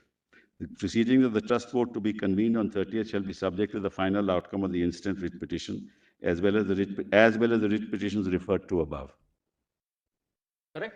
Yes, and the special session of the Maharashtra Vidhan Sabha shall be conducted. So as well as writ petitions referred to above. Okay, but what Writ petitions referred to above is that was the subject to ultimate outcome? The proceedings of the convening the meeting on 30th would be I subject to. agree. Not all the Malaz, subsequent. I don't dispute that. I'm saying, The fact remains that on 30th June, for whatever reason, I had resigned earlier. the trust. Your Lordship is right. At all. Your Lordship is absolutely right. But Malaz, Your submission that all other, as per the order dated 30th June, all other subsequent will be subject. Malaz, I just asked myself a simple question. Had I not resigned, that trust vote would have happened and I would have, the same thing would have happened. Correct. The same thing happened on the 4th. Right, counsel. The same thing happened on the 4th. Provided the meeting would have been convened on 30th. Malaz, same thing happened on the 4th. The trust vote happened on the 4th.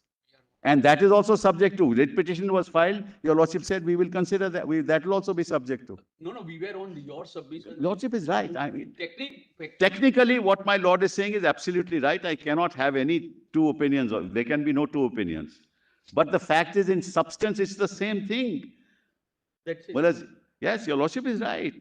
I mean, I can't get away from the facts that he said, what's the point of going to these people are going to vote for him. That's exactly what happened on the 4th. That's why we challenged the 4th. That's also the writ petition is here. So, are we going into the technicality or are we going into the substance of the matter? Whether these 39 could have voted in favor despite the whip. There is a whip issued, Malaj, on the 3rd. Whip is issued on the 3rd that you vote against the trust vote. They did not. And who is the whip? Sunil Prabhu. Voted against the whip. So, Malaj, where does it take us? It doesn't take us anywhere. So he votes against the whip, and Malaj, Gogavale is then appointed. He can't be appointed by the speaker. And Gogavale, they have issued, speaker has issued notice to us. Those notices can't be issued. I can't be subject to any disqualification proceedings. And my notice has been given by the speaker to me to be disqualified. Your Lordship will strike it down on the facts. So all these issues will have to be decided. Malaj, I'm sorry.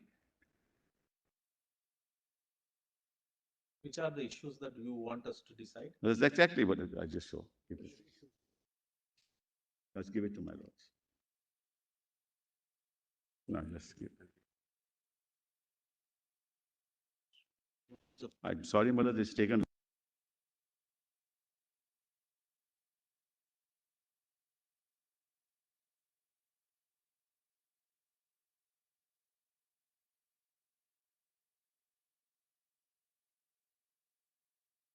Responded yet. Malaj, they will have.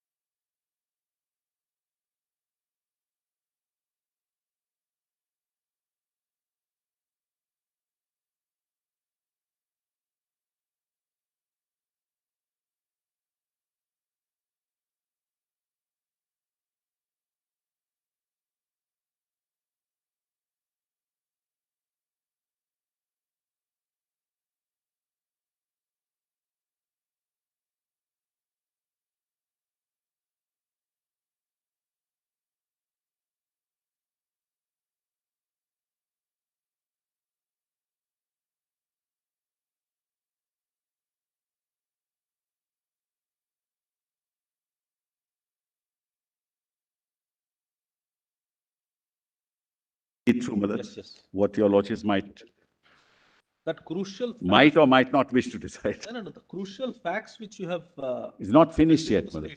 told us, leading to the 22nd. Yes. I think those are completed, right? Yes, those are completed. Then what happens thereafter, Malad, another letter is, Malad, the letter of 22nd. To the notices on the 10th schedule notices. That's correct, that's correct. And thereafter on 24th, another notice. Then on 25th. We are aware of. Mr. Sibal, we were at page 55 of that. You want me to compilation. finish that first, So Malad? that, that part is over just for the sake of Dates, completeness. All right, we'll do then that. we We can- indicate those dates and Yes, we we'll can do just, let's go to page 55. We were at page, Yeah, I'll PDF just page. go back to my document, Malad. The convenience compilation of.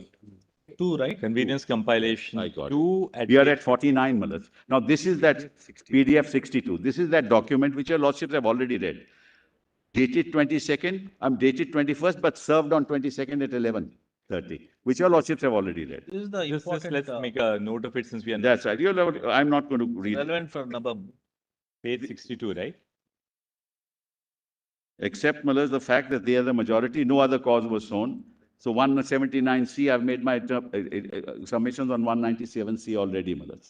So, and that, this is connects with Nabam Rebia, this document. So that issue is over. Then kindly come to Malad's page, PDF Malad 71. This only gives you, Malad's, what is happening, 40 members from the MLAs in Assam. No dispute on any of this. Then next. And then is the disqualification petition filed on the 25th. Page 62. Malad's, that's at page 72. Mr. Sibal, page 62 PDF that we've just touched upon, notice to move a resolution. What does para 2 say? At page 62. Yes, please. Yes, I just. Para 2 says, Malaz, we all respectfully submit that you no longer have the right to continue as Deputy Speaker, as you no longer enjoy the support of the majority of the House, The and House. more particularly the following Is members that of our what party. majority of the House? Yes, Is that what you're trying to, this is your emphasis? yes, That here, yes, also the references to the majority of in the the House. House. And goes on to say particularly the following members of the party. That's correct. Because, Malaz, what is party means? The legislature party. No, that's not quite correct. My learned friend repeatedly says this. But every member of the Legislative Assembly and of Parliament is ex officio Yes, yes. member of the Pratinithi Sabha. That's We correct. are also part of that. That's right. No And doubt. everyone else One second. Hold on, Sabha hold on, is hold on. appointed by the- Hold on. There is an overlap. No dispute. Aware of it. The 39 members of the legislative party are also members of the party. No dispute. No question about it. No, how am I? I have not said anything They have contrary to have to that. primary membership. in the Yes, party. yes. That's I have not said anything Double up. against that. Double. Only thing is that 39 members can't hijack the party. That's all. That we'll see. That's the issue. Of course, we welcome you. It's all right. No, let me continue, please. Next. So, Malas, your ladyship was right. Exactly, Malas. Then kindly come to 59, 59, Malas. PDF 72. No, first, Malas, yes, 71, PDF 71, page 58. Maha trouble for Uddhav, Hemanta meets Eknath, 40 MLAs in Assam. Photographs are Sorry, there. where are you? The Hindustan Times article. News, Hindustan yes. Times article. That's to show that it's reported. It just shows, Malas, that, the surroundings are comfortable. Relevant for 10th schedule, no doubt. Not for a speaker, relevant. Then, Malas, the notices. Inference. Now it's the notices we don't have. No more Muller's documents. All kinds of statements have been made, Muller's, that we are following a separate party, but that's all happens in Assam. It's a given, Muller, so let's not go into that. So this is all, Muller, as far as the documentation is concerned. Now let's see, Muller, what the issues are.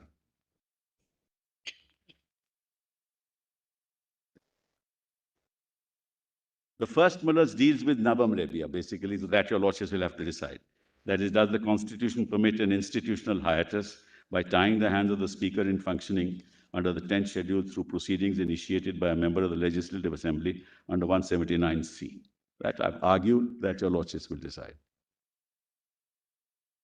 All I can say in that regard is that if you allow that law to stay, it will be misused, it will be a new model of toppling governments.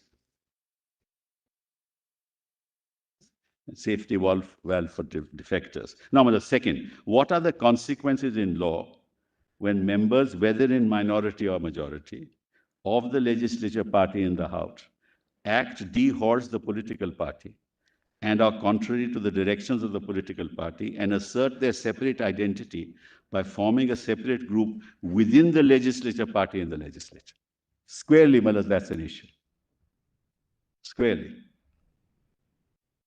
That can, in any legislature, X number of people form a separate identity and say, we'll not listen to the party, we'll decide what to do. That you've been arguing yesterday. Will a group, next third, will a group within the legislature party asserting their separate identity and acting dehorse the political party or contrary to its directions have per se incurred disqualification under para 2 of the 10th schedule? There's no evidence to be led here. Admittedly, there is a whip, Sunil Prabhu, on the third, saying vote against the trust vote. Admittedly, on the record of the House, they voted in favor of the trust vote. Even by that time, Gogavale had not been appointed by the Speaker, though the Speaker has no right to appoint Gogavale. He appointed Gogavale on the third evening, which he can't do otherwise, but that's another matter. So, Malas, what is there for the Speaker to decide?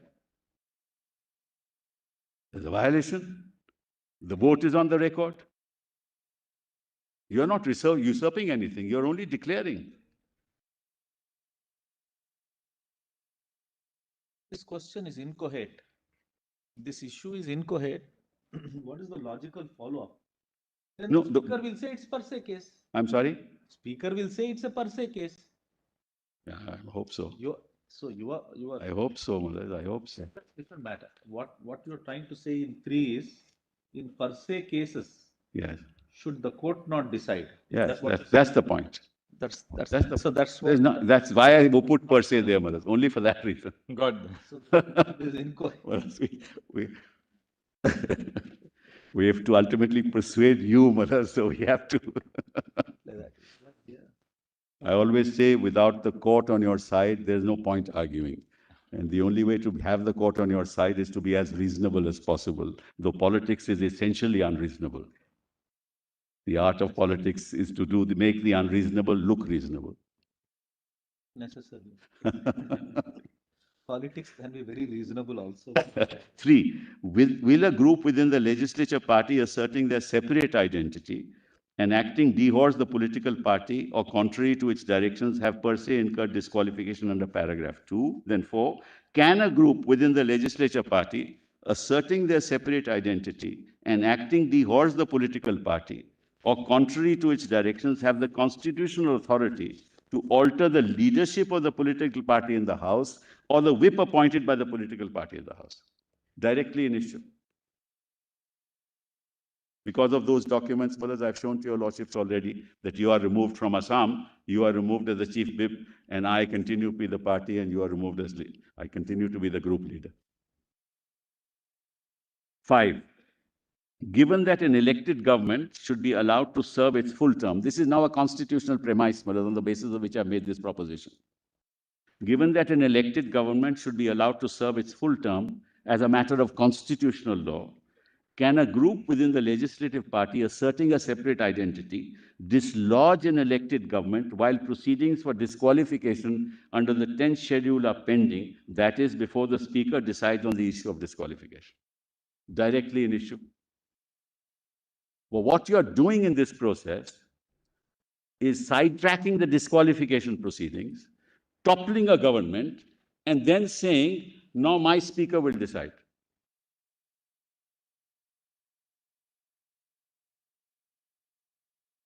Actually, the constitutional premise and every constitutional authority should in fact help in ensuring that an elected government continues to be in power. Whereas something that I'm going to argue later, but I want to just tell your Lordship something very interesting. Whereas a governor has to decide to administer the oath of office. So 30 people go to him, 20 people go to him. The governor must first know which party they belong to. Either it's a post-poll alliance or a pre-poll alliance. Right? So the governor must first ask them, which is that party? Normally, their position, 39 members' position is inchoate. They can't represent the Shiv Sena. This is the first time this issue has arisen in this country. So, Mullahs, how does the governor decide that I'll administer oath of office? There is no party before him.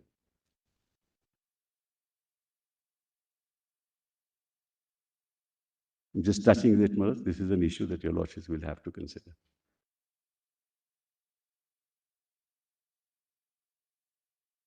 So, Mullahs, let's come to 6. Should the governor, who is constitutionally obliged to sustain the continuity of an elected government, change the status quo by allowing for a change in government before disqualification proceedings are decided by the Speaker?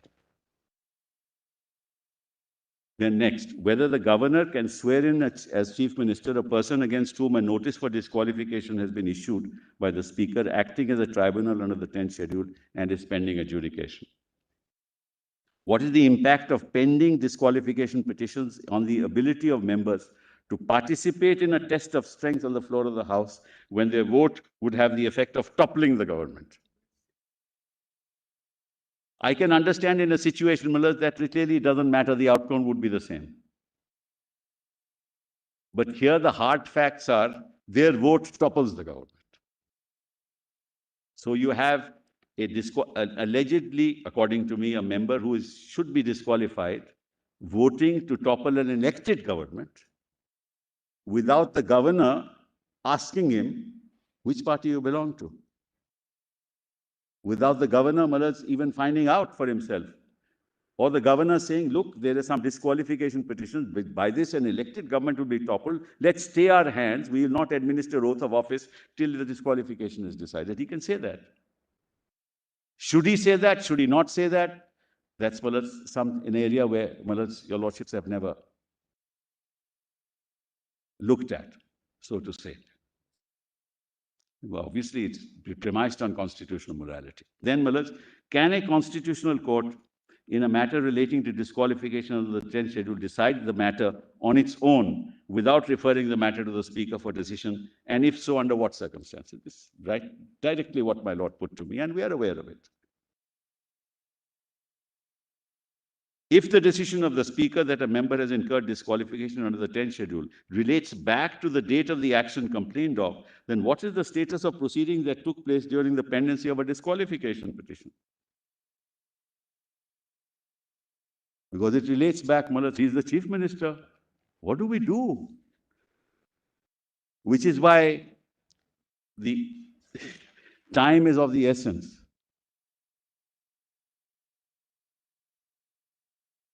What is the impact of removal of para 3 of the 10th schedule? I've already argued that.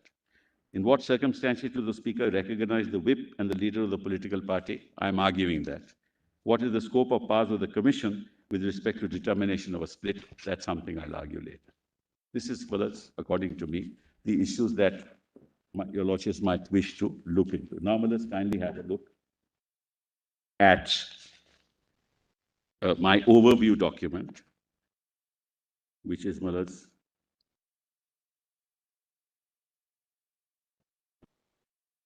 document for our submissions, petitioner submissions. A. A, Malas, correct? And kindly have a look at outline and over PDF page 5 overview.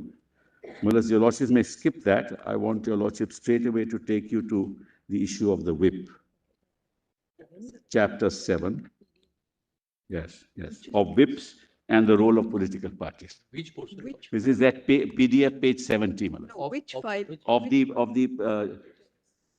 written submissions of petitioner, but the same document. Petitioner. A written submissions A, Malas, of the petitioner. Page 70. 1 minute.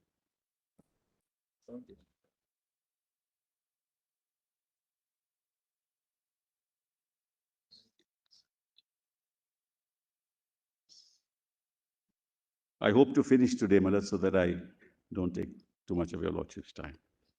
Did you say it's PDF page? Page 70. 70. 70. Sorry, 70. Yes. Chapter 7. What is the scope and power of the Speaker to determine the whip and the leader of the House? What is the interplay of the same with respect to the provisions of the 10th schedule? Malas, the petitioner respectfully submits that the leadership of the original political party is exclusively empowered to determine which member of the House shall be the whip, and also the leader. Lordship, Justice Shah doesn't have it? Yeah, now. Okay. Petitioners respectfully submit that the leadership of the original political party is exclusively empowered to determine which member of the House shall be the whip, and also the leader of the House Legislature party. The Speaker is bound to recognize the person who are communicated by the leadership of the original political party to be its whip and leader of the House Legislature party. The Speaker's role in this regard is merely administrative in nature. The Speaker cannot abuse his role to defeat the spirit and intent behind the provisions of the 10th schedule. Now, it is submitted that the respondent's case is hinged on a legal misconception that the whip under paragraph 2(1)(b) of the 10th schedule can be issued, changed by a majority of the members of the legislative party, which is what they did on the 22nd of June. The defense is in the teeth of the plain reading of 2(1)(b), which my lord has already read, Malas. So, Malas, that's exactly what we were wanting to do. A bare reading of the aforesaid provision would show that the framers of the 10th schedule were conscious that the disqualification was to be incurred for violation of the whip issued by the political party or any person or authority authorized by the political party. There is no reference at all to the legislature party in para 2(1)(b) of the 10th schedule.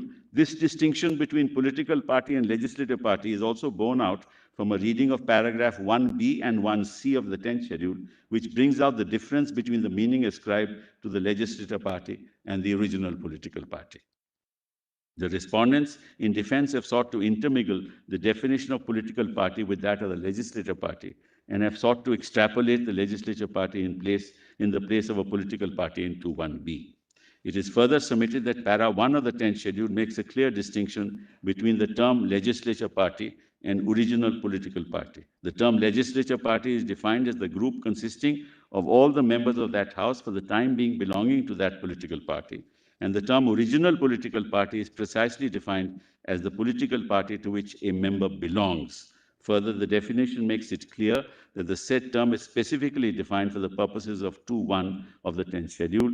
In this regard, Kuldeep Nayyar's case, you'll kindly have a look at paragraph 4, just the quote there.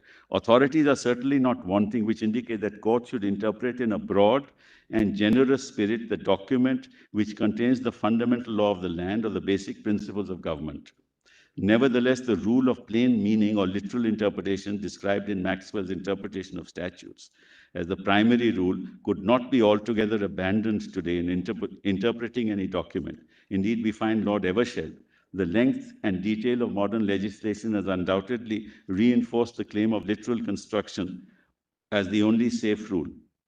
It may be that the great mass of modern legislation, a large part of which consists of statutory rules, make some departure from the literal rule of interpretation more easily justifiable today than it was in the past. But the next is very important.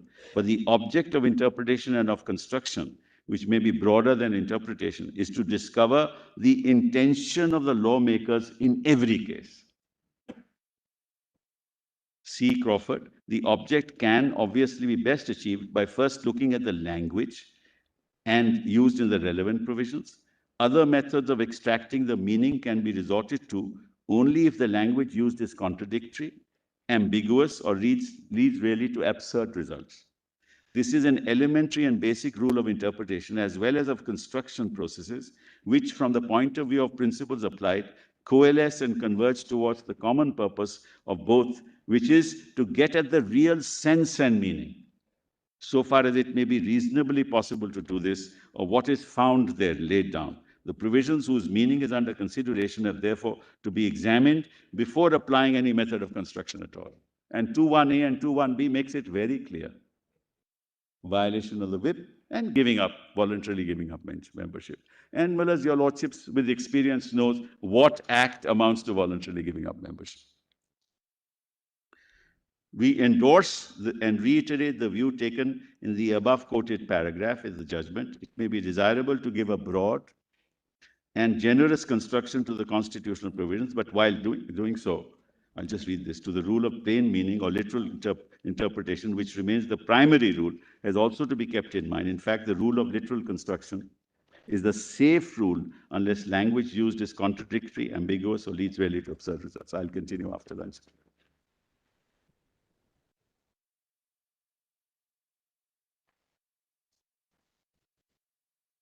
We'll come back after. Yes.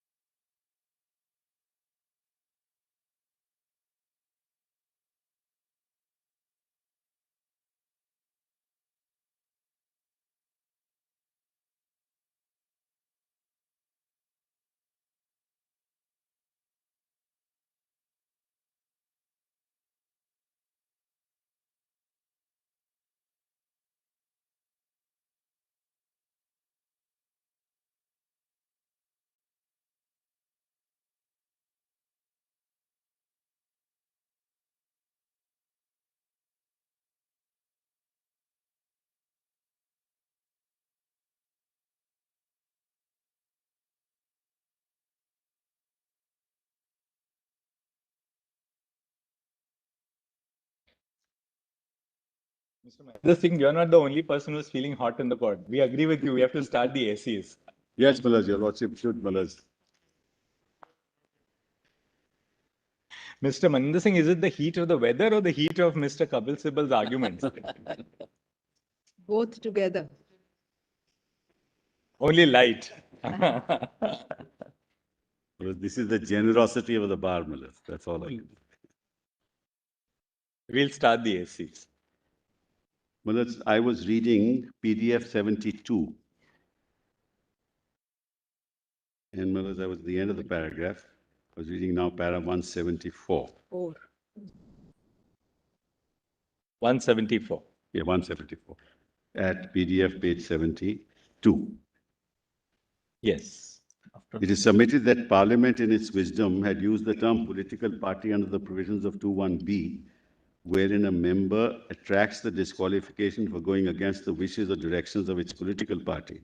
The respondents in substance are asking this honorable court to read the term political party as legislature party, which has a completely different meaning altogether, as pointed out here and above. In this regard, it is well settled that when the language of a statute is amply clear, as also the words used are self-explanatory, the court ought not to read any other interpretation into the language of the statute. It is further submitted that the question whether the term political party under the provisions of 21B of the 10th schedule refers to the legislative party was considered by Justice Srinivasan in a separate opinion in Mayawati. Now let's kindly have a look at that, para 70. The argument of the appellant is the expression political party in subparagraph B means political party in the House. In other words, the legislature party. This argument runs counter to the definition contained in 1C. Your lordships will notice that 1C says original political party. 21A and 21B makes no distinction. So the political party relates back to 1C, therefore it's the original political party, so therefore it can't be the legislative party. That's what Smollett held. According to that definition, original political party in relation to a member of a house means the political party to which he belongs for the purposes of subparagraph 1 of para 2. The expression original political party is used in para 3 only. Para 2 does not at all use the expression original political party. The said expression in para 3 is equated to the expression political party in para 2.1. The definition clause in para 1C does not make any distinction between subpara A and subpara B of part 2, but the appellant's counsel wants us to make such a distinction. According to him, political party in subpara A would refer to the original political party, but the same expression in subpara B would refer only to the legislature party. The term legislature party having been defined in 1B, which would well have been used into 1B, instead the term political party if the intention of Parliament was to refer only to the legislative party.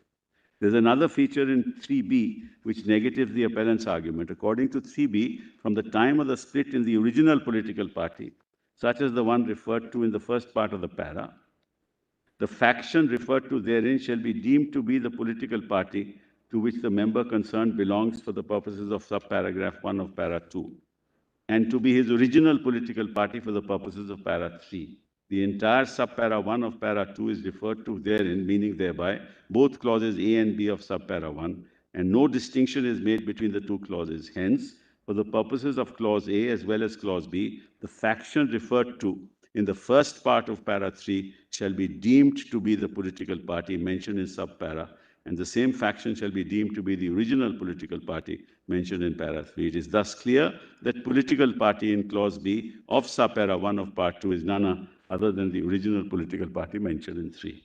The argument that the context in para 2.1b requires to equate political party with legislature party, even though the definition clause runs differently, is not acceptable.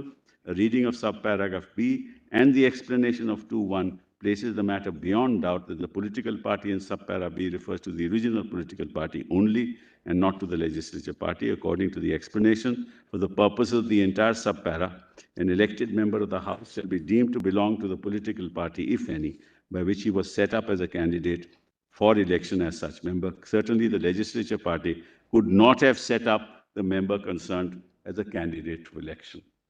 According to the learned counsel for the appellant, the legislature party may have to take decisions now. This is the argument. May have to take decisions on urgent matters in the House.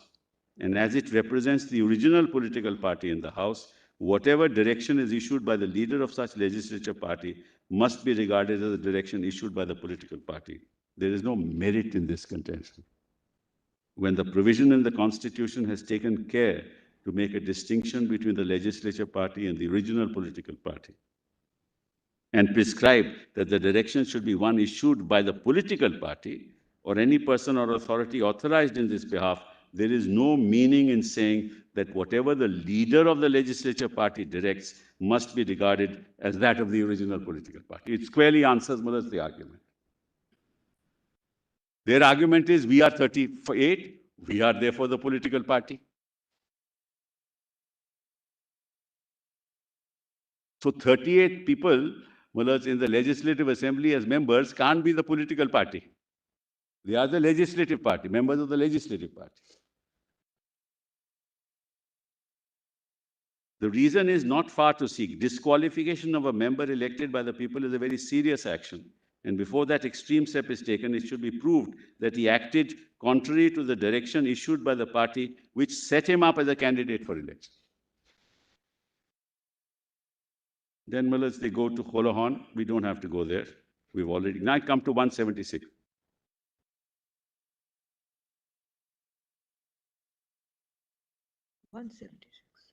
Okay, my learned colleague points out just one part. Where middle of that paragraph, whereas member is, I'm just seeing that.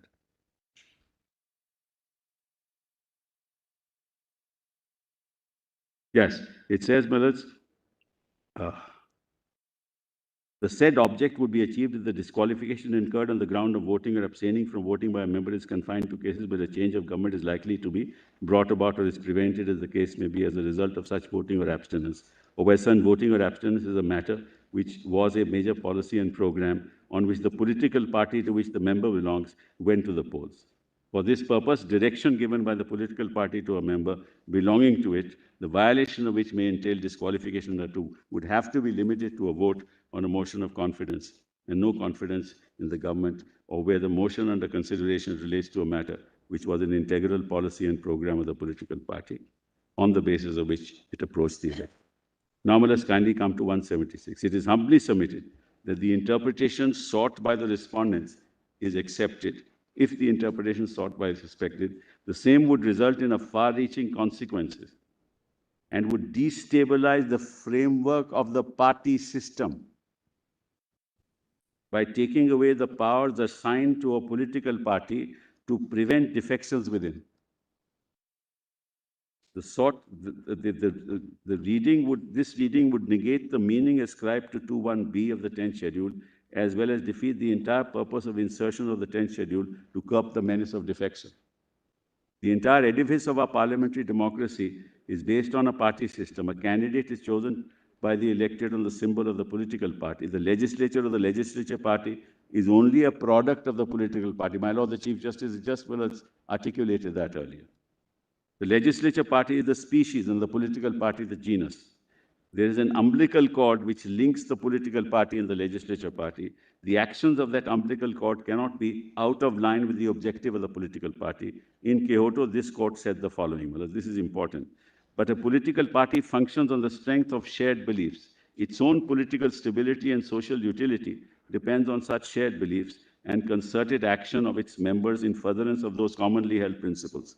Any freedom of its members to vote as they please, independent of the political party's declared policies, will not only embarrass its public image and popularity, but also undermine public confidence in it, which in the ultimate analysis is the source of sustenance. Nay, indeed, its very survival. Intra-party debates are, of course, a different thing, but a public image of disparate stands by members of the same political party is not looked upon in political tradition as a desirable state of things. Loyalty to party is a norm being based on shared beliefs. A divided party is looked on with suspicion by the electorate It is natural for members to accept the opinion of their leaders and spokesmen on the wide variety of matters on which those members have no specialist knowledge. Generally, members will accept majority decisions in the party even when they disagree. It is understandable, therefore, that a member who rejects the party whip, even on a single occasion, will attract attention and more criticism than sympathy. To abstain from voting when required by party to vote is to suggest a degree of unreliability. To vote against party is disloyalty. To join with others in abstention or voting with the other side smacks of conspiracy. That's exactly what happened here. And it started on the 21st of June. Clause B of para 2.1 of the 10th schedule gives effect to the principle and sentiment by imposing a disqualification on a member who votes or abstains from voting contrary to any directions. The provisions, however, recognize two exceptions. One, when the member abstains from the political party prior permission to vote or abstain from voting, and the other, when the member has voted without obtaining such permission, but his action has been condoned by the political party. This provision itself accommodates the possibility that there may be occasions when a member may vote or abstain from voting contrary to the directions of the party belongs. This in itself again may provide a clue to the proper understanding and construction of the expression any direction in clause B of paragraph 2.1, whether really all directions or whips from the party entail the statutory consequence, and whether having regard to the extraordinary nature and sweep of the power, the very serious consequences that flow, including the extreme penalty of disqualification, the expression should be given a meaning confining its operation to the context indicated by the objects and purposes of the 10th schedule. We shall deal with this aspect separately. It is thus submitted that it is the political party which appoints the chief whip and not the legislative party. The political party is headed by the leadership, and this factum of leadership is not in dispute. Organizational elections in Shiv Sena were held on 27/2/2018, but that's a wrong date. Actually, it's 23rd January 2018. And the leadership structure of the party was intimated to ECI, wherein it is clearly stated that Uddhav Thackeray is the Paksh Pramukh. It may not be out of place that under the Maharashtra legislative members' removal of disqualification rules, which I've already shown. So, Malad, I'll skip that. The whips are the directions issued by the political party and not the members of the legislative party or the leaders of the legislature. Then Erskine May says, whip serves as an intermediate between the leaders and parliamentary membership of their parties in order to keep each informed of the views of the other, which is what I was mentioning to your lordships.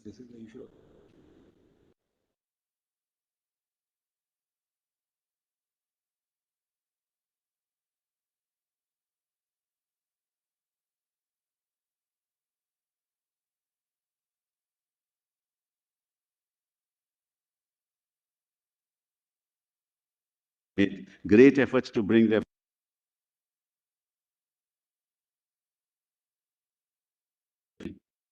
the phrase adopted by Burke caught public fancy and soon became popular. Then let us kindly come to 183, skip the 5-6 lines on top, and the sentence on the right side, they keep members supplied with information. They were talking about whips. Joseph has that. They keep members supplied with information about the business of the house. What happens, traditionally is, the members do not know the business of the house because the business of the house is decided by what is called the Business Advisory Committee. And only some members of the House of political parties are members of that committee. So every week, couple of times, every week, a meeting takes place as to what should be the business for the next week. So that's decided, and then it is announced in the House. On that basis, the whip then informs the members of the House that this is going to be the business. These are the bills that are to be debated. This is the position that we have to take on the bills. Therefore, you please prepare your speeches in the context of the position of the party. That's the job of the whip. Now, it's not that. That is not the job of somebody who says, I am a group leader and I will decide.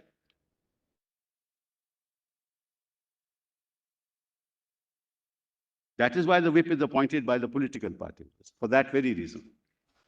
On general parliamentary business, how specific are the whips? I mean, this is not unrelated to this case. I mean, Well, a WhatsApp message is sent to us. Three lines at the end. Underlining, otherwise you have to be present, otherwise action will be taken against you. whip. And you come and vote, and this is how you have to vote. A three-line whip will come. Vote for this bill, vote against this resolution. So each one under a WhatsApp, that message is sent. So we have to be present. They're very generous, because while we argue, our cases, proceedings are going on, so we're not present. So they don't trouble us too much. Special exemption 9 schedule. Special 9 schedule. that holds for Mr. Jetmanani also, right?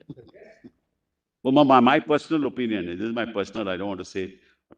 The fact of the matter is, if you want to practice, you should practice. You want to be in Parliament, devote your time to Parliament. That should be. Otherwise, we can only perform one function, we can't perform both. Anyway, that's another matter. No, it's not that. It's what happens is that the key issues of the party are nowadays before the court. And they want us to be here. And slowly Mr. Jetmalani will realize as the burden increases that he might also have to do that. Just 1 second aside about coming out of the halls of Parliament, a very leading left leader mentioned inside the House that lawyers, chartered accountants, doctors, and other similar people should not be in Parliament. They should concentrate on their profession. Mr. Jaitley and I were talking in the lobbies once. So when he came out, a good friend of ours, we told him that you want Parliament only to consist of unemployed and unemployable persons.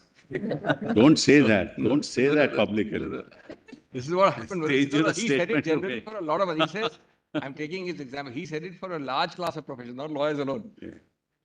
So well, there is a certain amount of input you bring in if you are otherwise also gainfully employed. That's true.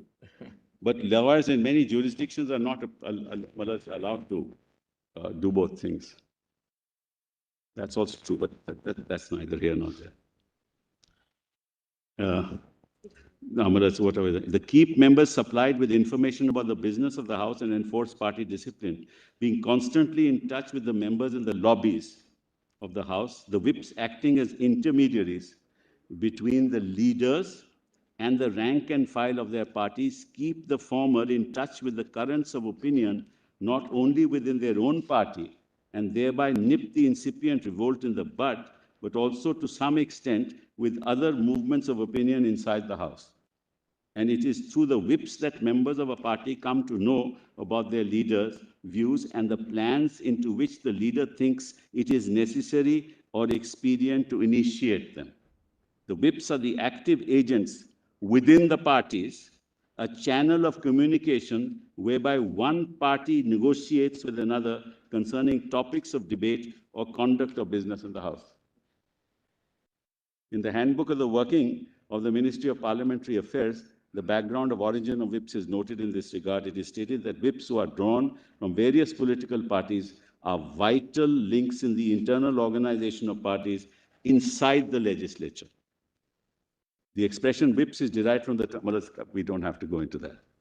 Then Riley comes the House of Commons Library. That also goes to Edmund Burke. We've already read that. Let's not waste our time on it.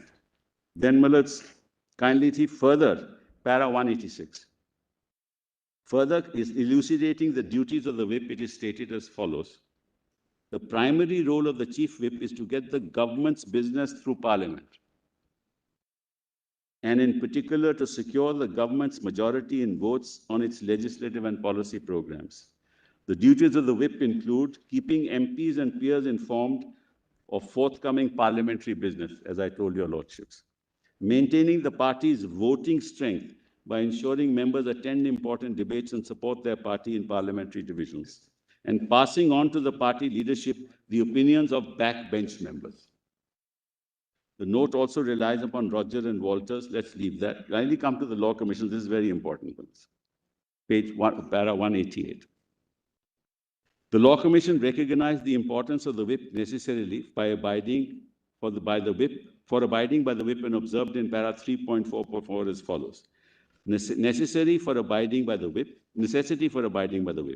In such a case, the endeavor should be to strengthen the political parties by providing for internal democracy and internal structures rather than to weaken them. Inasmuch as we are recommending in this report insertion of a new chapter governing the political parties, including the provisions ensuring internal democracy, internal structures and transparency in the conduct of affairs, there should be no objection to strengthening of the political parties so that the will of the majority prevails in a political party. Freedom of speech is undoubtedly precious, but when a person becomes a member of the political party, accepts its ticket, and fights and succeeds on that ticket, he renders himself subject to the discipline and control of the party. It should also be noticed that when a person applies for the ticket of a political party, he knows and expected to know about the leadership, internal working, policies and programs of the party. He must also reckon with the fact that in future, the leadership may change, policies and programs may change, and so on.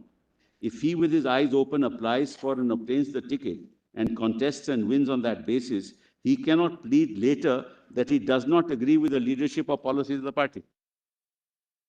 This is all this argument that was made, freedom of expression, we have a right, we feel that your policies are wrong, you have deviated from ideology. You knew the ideology, you knew that he is the Paks Pramukh, you knew what he stands for, you took his ticket, you were minister, you never raised your voice, and suddenly in Assam you go to say that no, we are very, very concerned about it. Prior to 21st of June, where is a single statement that is on the record of this case? Not a single statement.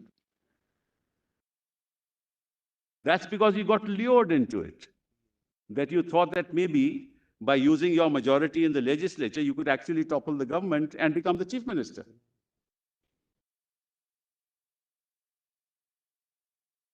So then it says, well, any difference of opinion must be first ventilate and fight within the party. Kindly see that. Your Lordship asked me that question, then what does he do?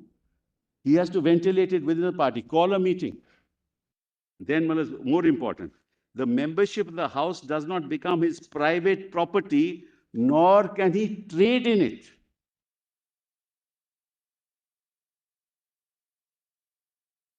How prescient, these words are. That's not his private property, nor can he trade in it. I mean, I'm sure, he wasn't in Assam for cleansing his conscience, There were bigger issues that were to be dealt with in Assam, somewhat akin to some ground issues. Anyway, it is a trust that he is in the members of a trustee. He cannot also say that he will take advantage of the name and facilities of a political party, fight the election on the ticket of that party and succeed, but he will not subject to the discipline of the political party. This is simply unthinkable, besides being unethical and immoral. He has to abide by the party discipline within the House. He might fight within the party to have his point of view or policies adopted by the party, but once the party takes a decision one way or the other and issues the whip, he shall have to abide by it or resign and go out. This, in essence, tells you, what the contours of the conduct of a member of the legislature in the House should be. And in what circumstances, and there are only two, that he can actually disobey the whip. One, he can take the permission of the leader, and two, he says something contrary to the whip and the party condones it.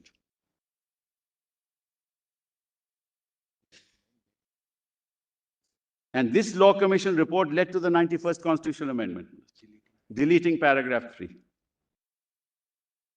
So in practice, the connection between the political party and its elected legislators is maintained by the office of the Chief Whip, who in his essence is the representative of the political party amongst legislators. Then Perumal versus that. Just kindly have a look at the paragraph 12, but I won't read the whole thing. The paragraph starting second paragraph, the whips have to know their men. Your Lordship has that paragraph? Yes. The whips have to know their men. This involves a close contact with all members and knowledge of their interests, special aptitudes, qualities, and potentialities. Whips take these aspects into account while sending list of speakers to the chair in the interest of quality of debate and deliberations.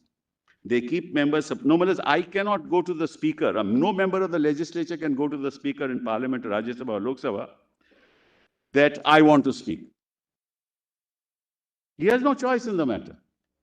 The party will decide who is the party, It's the leader. That on this issue, on cooperative societies, my member in the legislature knows more about cooperative societies than somebody else. Therefore, allow him to lead the debate. In finance, who leads the debate in Rajya Sabha? Mr. Chidambaram. Who decides that? The party. So, each person has his expertise on education, on telecom. There'll be different people in the House who will be espousing the cause of that subject matter because he has expertise. And who decides that? Not even the leader. Leader will put up the name to the party president or the UPA chairperson or the party. And then they will say, okay, now you let him decide. Let him debate. So this whole argument and sitting in Assam, I can throw you out, I can throw the whip out, and I can change the leader of the House, and I'll proclaim myself to the leader of the House. What is the speaker going to do when you send it back to the speaker?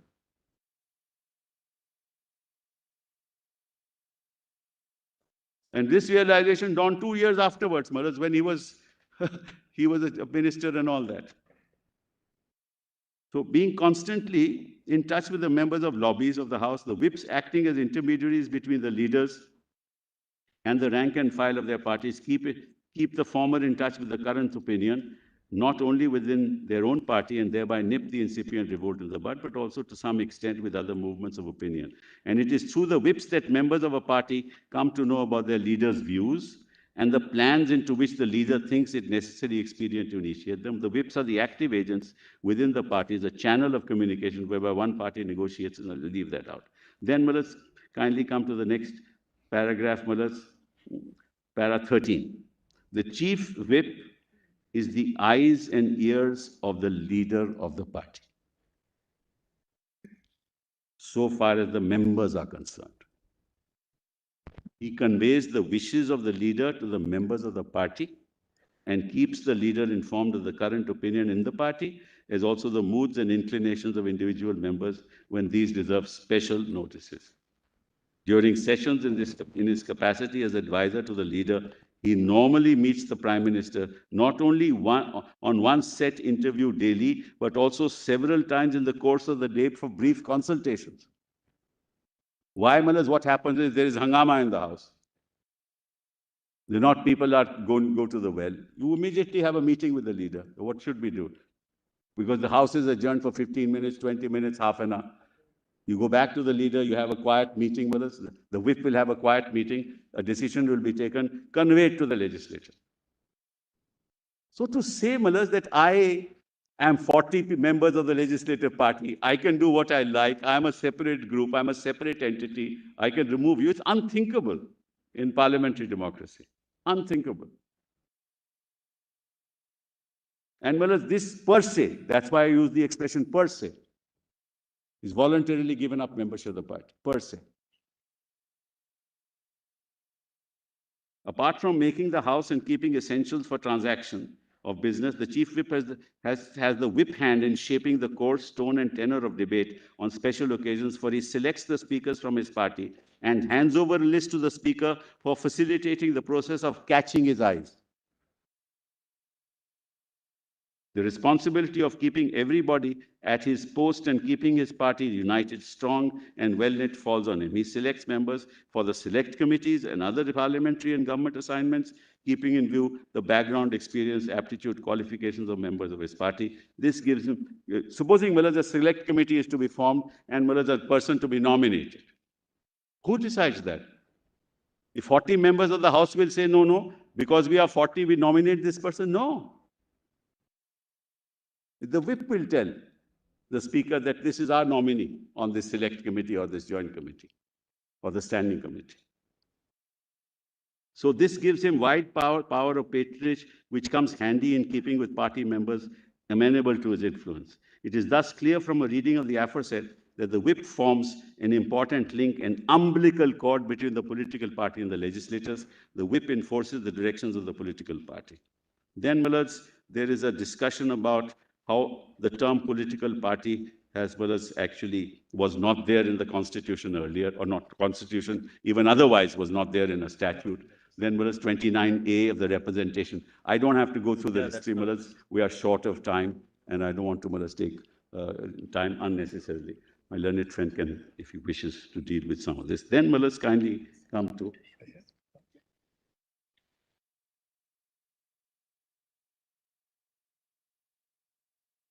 Yeah.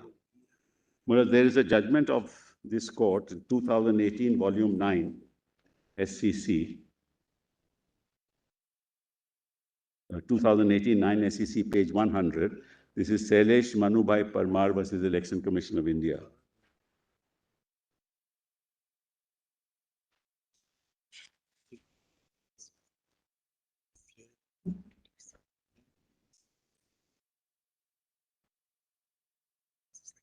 Yes.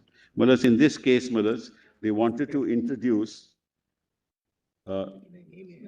nota option in the Rajya Sabha elections, Mullahs, for elections to the Rajya Sabha.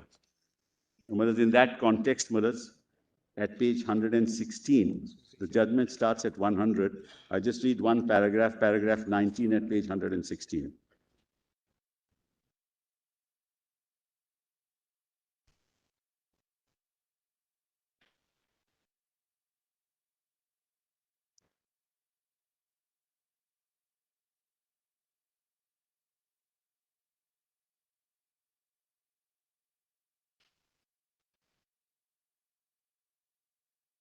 Page 116, paragraph 19.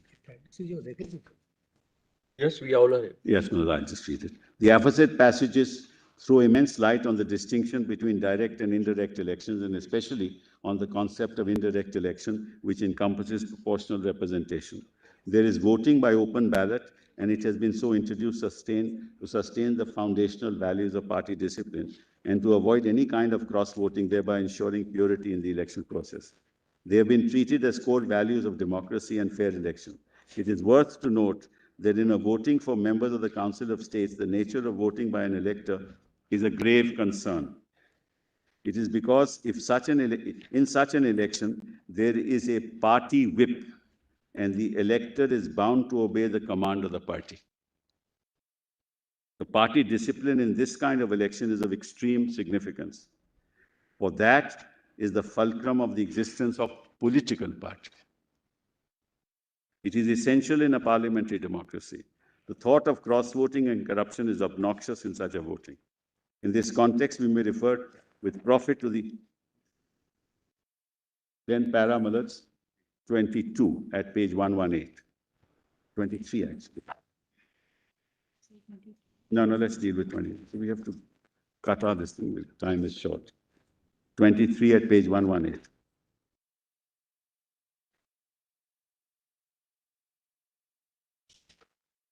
If I may read, Mullahs. In a democracy, the purity of election is categorically imperative.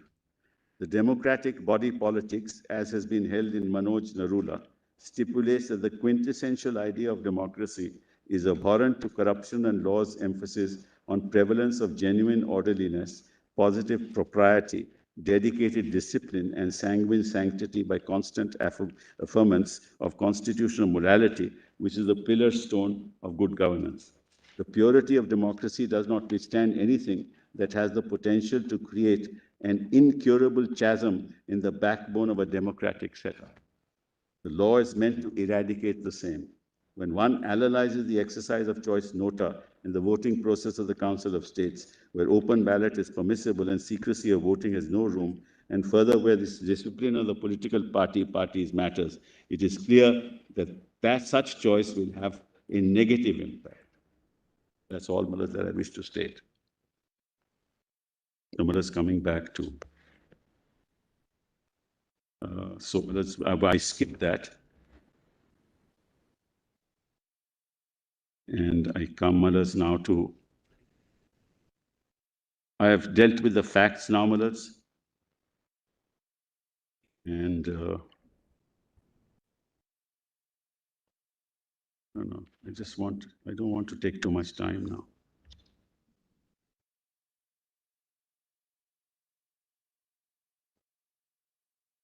Then, Malas, now I come to the governor's decision.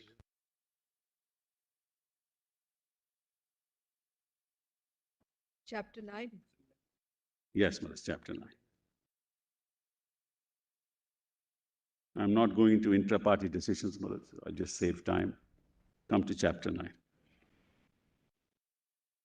Now, Malas, this is, as I said, an issue that has arisen for the first time.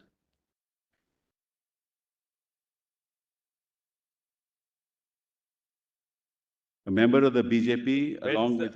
Where does chapter 9 begin? Page 100? No, sorry, page 100. Page 100. I'm sorry. I should have mentioned that. Yes. Well, that's 235. It is respectfully submitted that the exercise... Is the 8th of June decision of the governor. Sorry? Which is, it's the 28th of June decision of the governor. Decision of the governor, which... To invite Shinde, Malas. That's right, Yes. 28th of June. 30th. 30th. 30th. Both, because there are 28th is our trust vote. We do not, Malas, go to the trust vote. 30th. 30th, Malas, he is sworn in. Correct. Correct. Now, Malas, your Lordship knows that under the Constitution, there are areas where the governor has discretionary powers, subject to 3 exceptions which are given in Nabam Rebia. This is an area when, in the beginning, Malas, there's an election that takes place. Who is to form the government? There is enough discretion with the governor. He will see as to whether there's a pre-poll alliance, and if the pre-poll alliance has majority, he'll call the leader in the normally. I mean, there are exceptions. There's a post, if he doesn't get a pre-poll alliance majority, he'll call a post-poll alliance. And if not, Malas, he'll otherwise see if a majority can be cobbled up by a leader who has the confidence of the House, who may have the confidence of the House. That discretion is always with him, Malas. Now, Malas, we are talking of the discretion of a governor post the formation of a government. That's the first issue. So, post the formation of an elected government, if 10 people go to the governor, what is his discretion in the matter? Because the governor has to ascertain, one, that look, these people along with others, the leadership that I will administer the oath to will have the confidence of the House. That's one, Malas, one criteria on the basis of which he'll swear in him. 2, Malas, he will ask the question, which party do you belong to? He's naturally have to ask, Malas. I'm sure he will know that before even he asks that question. So he knows, Malas, that the Shiv Sena is not before him. On the 30th, he knows Shiv Sena is not before him. So what is his discretion in administering the oath of office to Eknath Shinde? Except the fact that all the 39 rebels will support, or the BJP, along with the 39 rebels, will oust the government and will support the new chief minister. He also knows, Malas, there is a disqualification petition pending. So your lordships will have to decide for the first time, in situations of this nature, when there's already an elected government in place, and there is a taint, alleged taint, of a certain set of members pursuant to the fact that disqualification proceedings are pending, whether the governor can exercise discretion in a manner which will topple an elected government, not await the outcome of the disqualification proceedings. The governor could have done 2 things. Could have said, I know for a fact that there is a disqualification notice against you all, or against 16 of you. You who want me to administer an oath of office to want to be the Chief Minister. The court has given you time till the 12th of July. Please first file your reply on the 12th of July, see the outcome of those proceedings, and if there is no taint as far as your membership is concerned, I will administer the oath of office to you. That, I think, is a constitutionally moral path that the governor ought to have adopted. Because institutional morality demands that he follows that path. The Constitution, in fact, persuades him to follow that path. Why? Because there's an elected government in place, of which he was a member. He himself. Eknath Shinde was a member. So why would a governor administer oath except that he himself knows that the elected government will be toppled?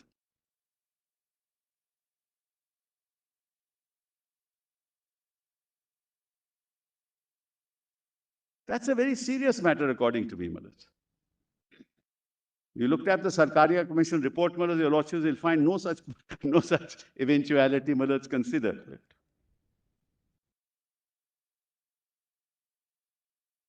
The governor, eventualities are to be considered on experience. That's true. That's true. Because ultimately, democracy only thrives when institutions uphold the sanctity of the Constitution.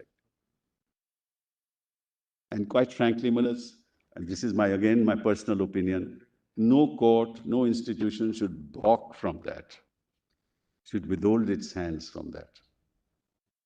Because ultimately it's the message sent by court, by institutions, that we are above the vicissitudes of fortune that come with politics.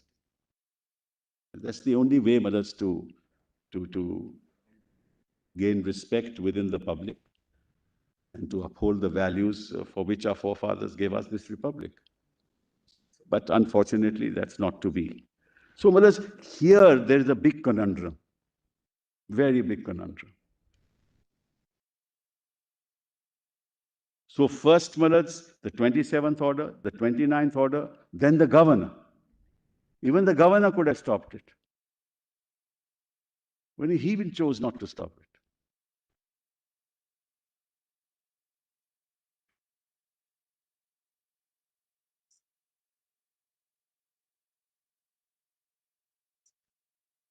So your lordships will have to evolve some principle in the context of, because this, if Nabam Malaj is not overruled, this will happen time and again.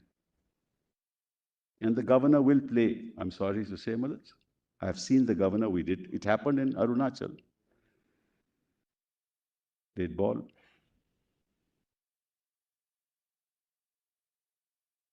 And we have seen, Malaj, and I mean no disrespect to the institution of the governor, we have seen governors performing a more proactive role as institutional heads within the state, which has created disturbances within the polity. So, therefore, how your lordships will evolve a principle to ensure that constitutional morality is upheld is something that I leave it to your lordships. I cannot give an answer. I can only say in the facts and circumstances of this case, the governor should not have administered the oath of office to Eknath Shinde because he was not the leader of the Shiv Sena. There was a pending disqualification petition against him.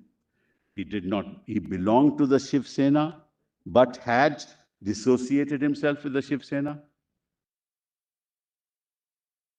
And he had no locus. Who was to go to supposing whether the Shiv Sena was to form a government with the BJP, who was to go to the governor? The leader of the Shiv Sena. That's the Paksh Pramukh, Uday. Uddhav Thackeray. It is he who would represent the Shiv Sena before the governor and say, okay, we want to join hands with the BJP. In what capacity was Eknath Shinde before the governor? In which capacity? And in which capacity did the governor accept or give him audience and administer the oath of office? And let us kindly see, Shinde has never disputed that because he says I am the Shiv Sena, and he has never disputed that Uddhav Thackeray is the Paksh Pramukh. He is not disputed even today. So in what capacity did he go to the governor? Where did he get authority from? Not from Uddhav Thackeray, not from the Paksh Pramukh.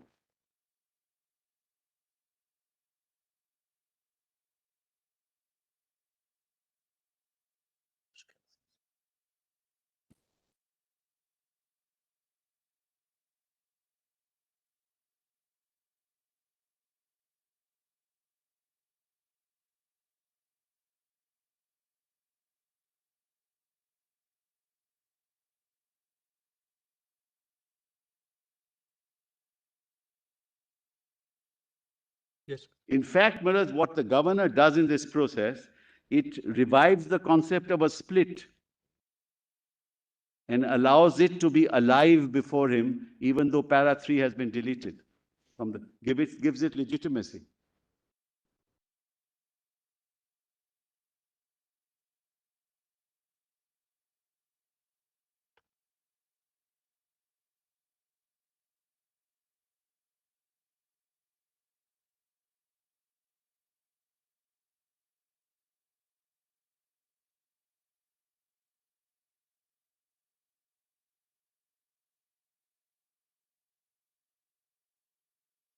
Now, all this is violation of 2(1)(a).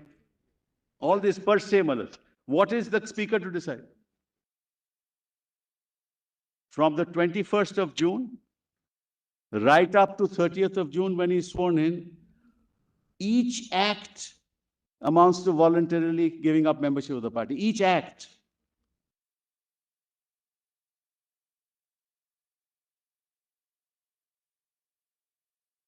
And under the 10th schedule, he has no defense because there's no amalgamation.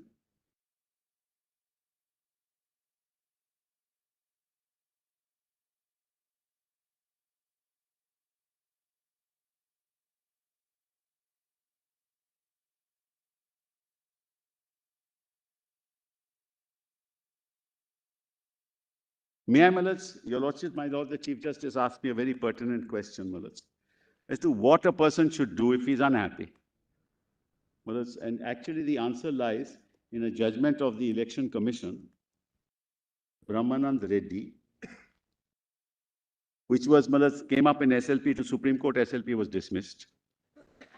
But I just give it to my That's Lord. the judgment of which court? That's the judgment of The Election Commission. Election Commission. Yes. Just give it to my Lord, please.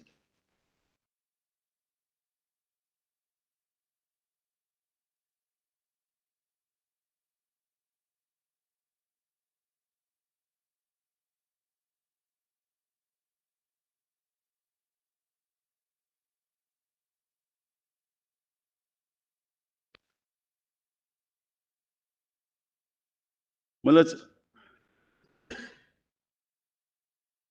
when you proclaim that you continue to be member of the Shiv Sena, you also proclaim that you are working under the constitution of the Shiv Sena. Naturally, Malaj, you must assume that. And the constitution of the Shiv Sena allows you to voice your opinions in the form of a dissent or otherwise, and to get support from primary members of the party or from the Pratinidhi Sabha, as well as the Karyakarani, so that you can actually articulate your concerns. And so it is in this context, Malats, this order was passed by the election commission, and this judgment, Malats, I want my lord's attention to what paragraph, what have you given? Yes, so this here. Which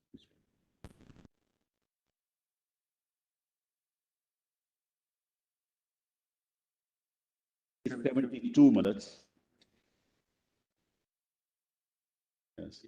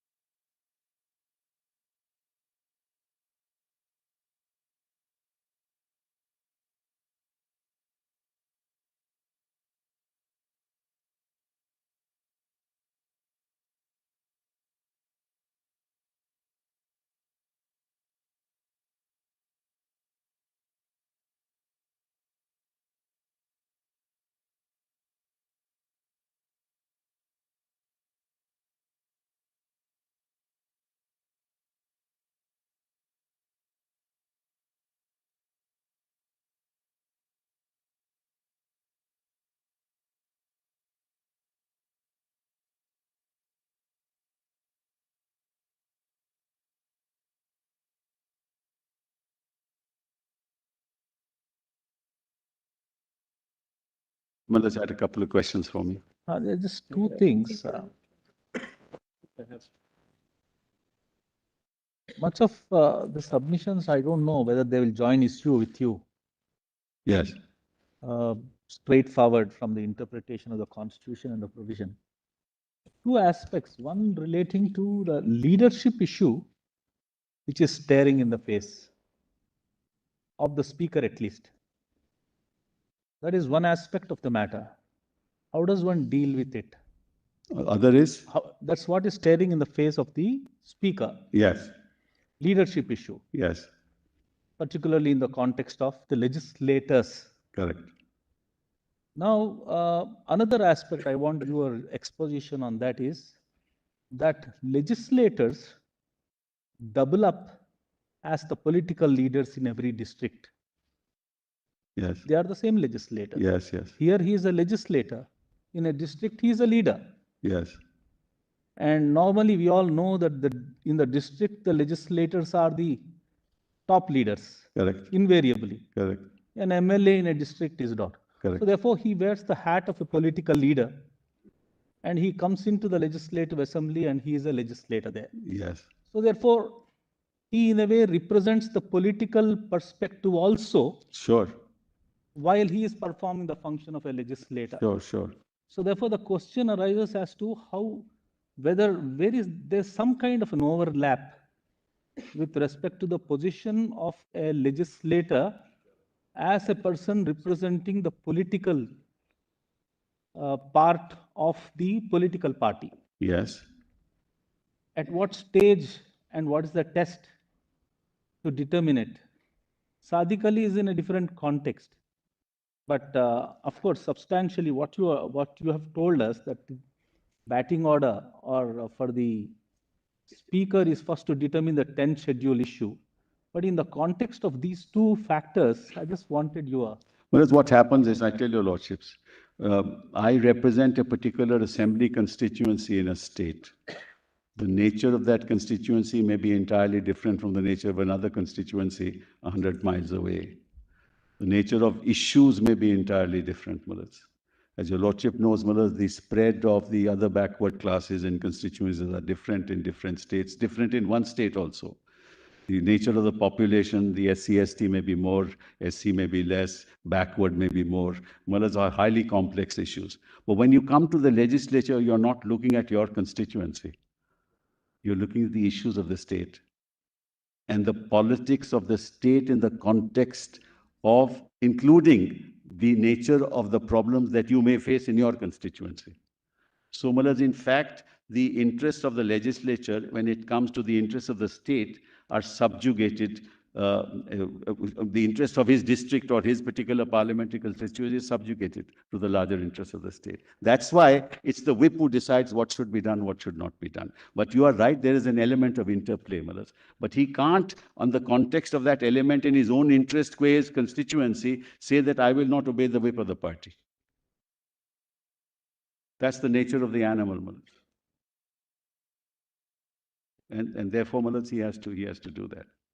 As far as the speaker is concerned, Mullahs, the speaker has no choice in the matter. Speaker has only conveyed what the party conveys to him. Speaker has no individual right to say you are the whip or you are, I now proclaim you to be the whip. That can't. Here there is no overt act in the nature of the legislator calling the members of the party to have a prior meeting and thereafter the legislators themselves... Even that can be done. Well, according to even that can be. Supposing all of them said, and the party whip said otherwise. You are saying that the legislators can sit together and take a decision? Yes, Mullahs, because they will have to obey the party. No. Can the legislators sit together and say that now we are the party? No, they can't. They can't. Well, then there's only merger, Mullahs. That's the only difference is paragraph 4, Mullahs. That can't be. Well, this is the conundrum, Mullahs. This is a conundrum which was But these same legislators don't sit in the parliament, but go out and call for a meeting. Of the political party, yes. As a political party. Only political, yes, they can. As a political, as if it's under the banner of a political. That they can't do, Mullahs. That they can't do. But then if they are the majority? No. They are majority in the legislature, Mullahs. Yes, they are the majority in the legislature, there's no doubt about that. But they can't call a meeting of the political party because they're bound by the You'll constitution have to of the slightly party. also explain to us how in Sadiq Ali they got over this problem. Just Well, explain to us. Sadiq Ali, I'll tell you Lordship straight away. Sadiq Ali, it's Congress J and Congress O. And the court said in Sadiq Ali that both Congress J, both in the organizational wing as well as in the legislature, in parliament, have a majority. So there's no issue at all. Then that Kerala money. Both. Both you have to see. Both you have to see. The organizational wing as well as the not There one. was additional. That's correct. That's correct. Correct. There were. That's right. So that's what they And said. also identical in that, I don't know what that name in Kerala, that money, what is that? Uni Interest Krishnan. money. Uni Krishnan. No, no, some of the- Money. Some matter. Kerala Congress. I'll find out. We'll find out. Recent But the decision of question Kerala High Court. question is, they are bound by the constitution. There's a constitutional procedure given by the party constitution through which they can articulate their opinions, which is exactly what Brahmanan says. This is why I was reading it. Let's read. Precisely the point. Paragraph, page 12, Maharaj, at the bottom. Now, about 10th line from the bottom, to take a view that the commission, page 83 of the compilation. My Lord, the Chief Justice also asked me that question. I'm trying to answer that.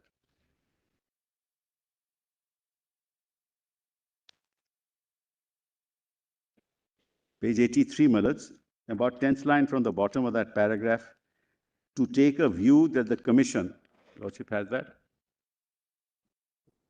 Sorry, space. Physical. Sorry.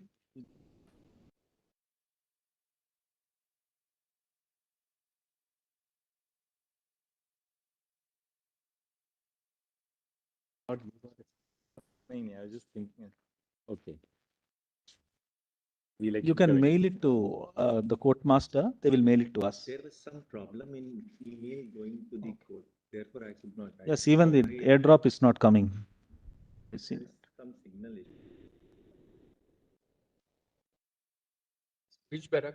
Para, Maharaj, 83, 10th line from the bottom, to take a view that the commission, while deciding cases falling under paragraph 15. My Lord, have that? Maharaj, as your Lordship knows, paragraph 15 says when factions have arisen pursuant to a split in the political party.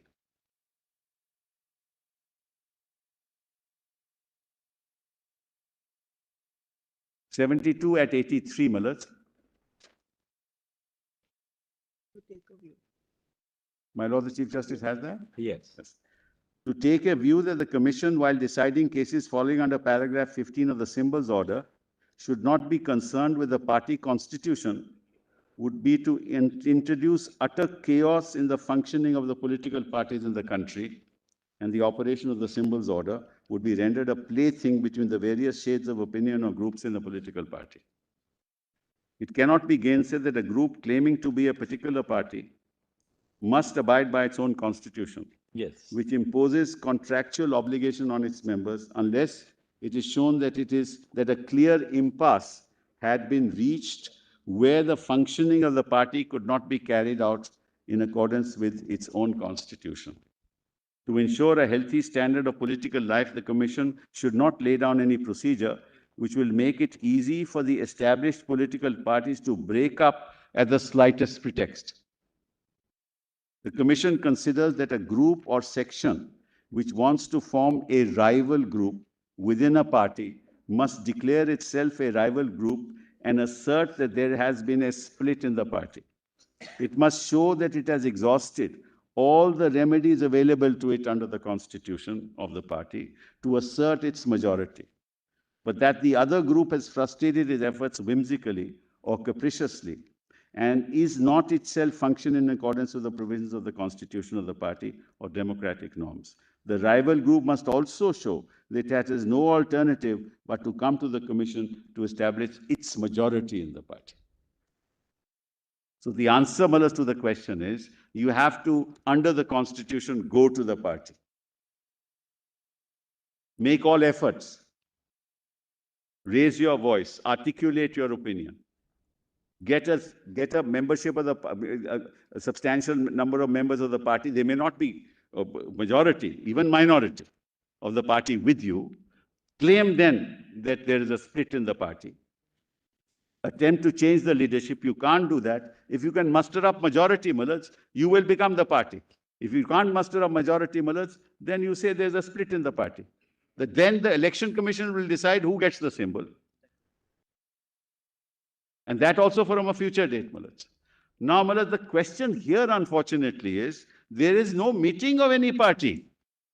Meeting is in party in legislatures in Assam. What is the political party and the members of the political party in Maharashtra have anything to do with the meeting of legislators in Assam, Mullahs? And it's not even their claim. So you don't call a party meeting. You have not called it prior to 21st of June. Mullahs, what's very interesting is that in Sadiq Ali, that's a principle that your lordships must keep in mind. The court said that I will not go into the actions that have taken place after there has been a dissonance between two factions, because each section has thrown out people in the other section and vice versa. I will take the position prior to that. That is, what was the state of the party prior to that? In this case, prior to 21st June. There's nothing prior to 21st June.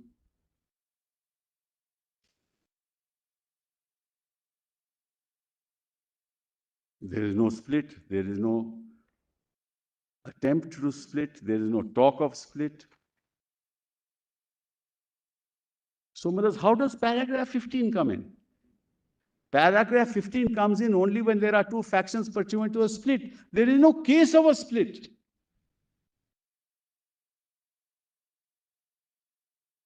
The case of a split happens, Mullahs, on the 18th of July, according to the petition before the Election Commission. We are dealing with disqualification on 21st of June. And 18th of July, there is no meeting of the party. There is no notice, there is no venue, there is no time, there is no evidence of any meeting. Because if there is a meeting of the party, notices must also come to us, because we happen to be the party. No notice even to their own people is shown. So, Mullahs, the question of paragraph 15 also doesn't arise.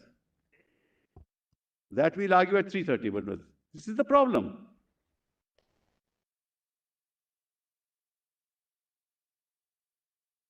So you don't go by the Constitution.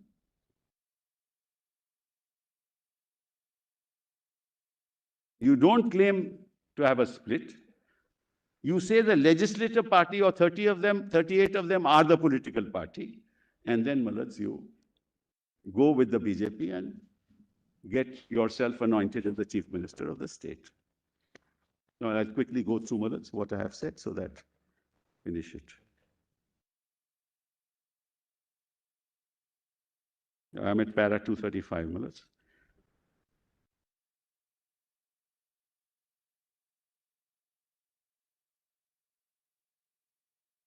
It is respectfully submitted that the exercise of discretion by the governor in inviting a person to form the government must be in accordance with constitutional provisions and values.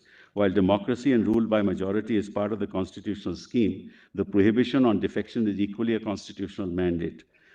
Hence, while according respect to the principle of rule by majority as envisaged in a democracy, the governor must have regard to the constitutional prohibition on defection.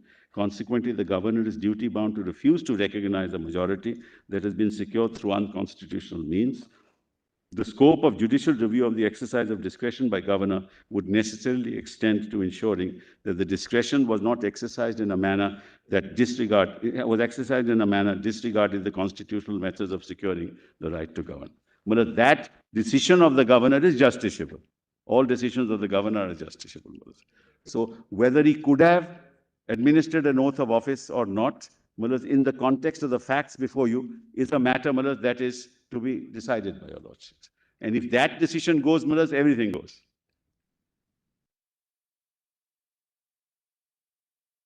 Admittedly, in the facts of the present case, there was no merger as envisaged under paragraph 4 of the 10th schedule. These rebel MLAs have not merged in any other political party or formed a new political party. Therefore, even if it is assumed that 2/3 strength of legislature party, para 4, is not at all attractive.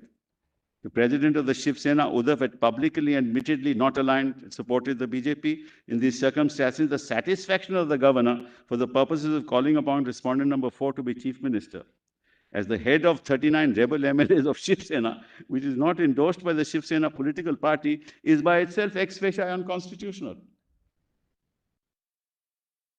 The Constitution prohibits recognition of rebel MLAs of a political party under the 10th schedule, and the action of the governor legitimizes what is expressly prohibited by the Constitution. The governor has sought to recognize what the Constitution prohibits. The governor is also not empowered under law to recognize who is the Shiv Sena. Who is the governor to say that? That is the domain of the Election Commission. Admittedly, recognition of the Shiv Sena and its leadership by Uddhav Thackeray has been endorsed by the Election Commission, and there is no dispute whatsoever or challenge before the appropriate authority as on 30th of June. In these circumstances, the governor in his ipsit dixit, guided by his political masters, acted mala fide, legally mala fide, I don't mean any other way, mala fide, and in the teeth of the provisions of the Constitution, granted de facto recognition to the 39 rebel MLAs by inviting respondent 4 to be the chief minister. It is submitted, Malas. I'll finish it tomorrow now. I'll talk more than 10-15 minutes. I'm done, Malas. Come back. We'll resume tomorrow morning. Yes. And we'll come back now for the next. Yes, let's be obliged.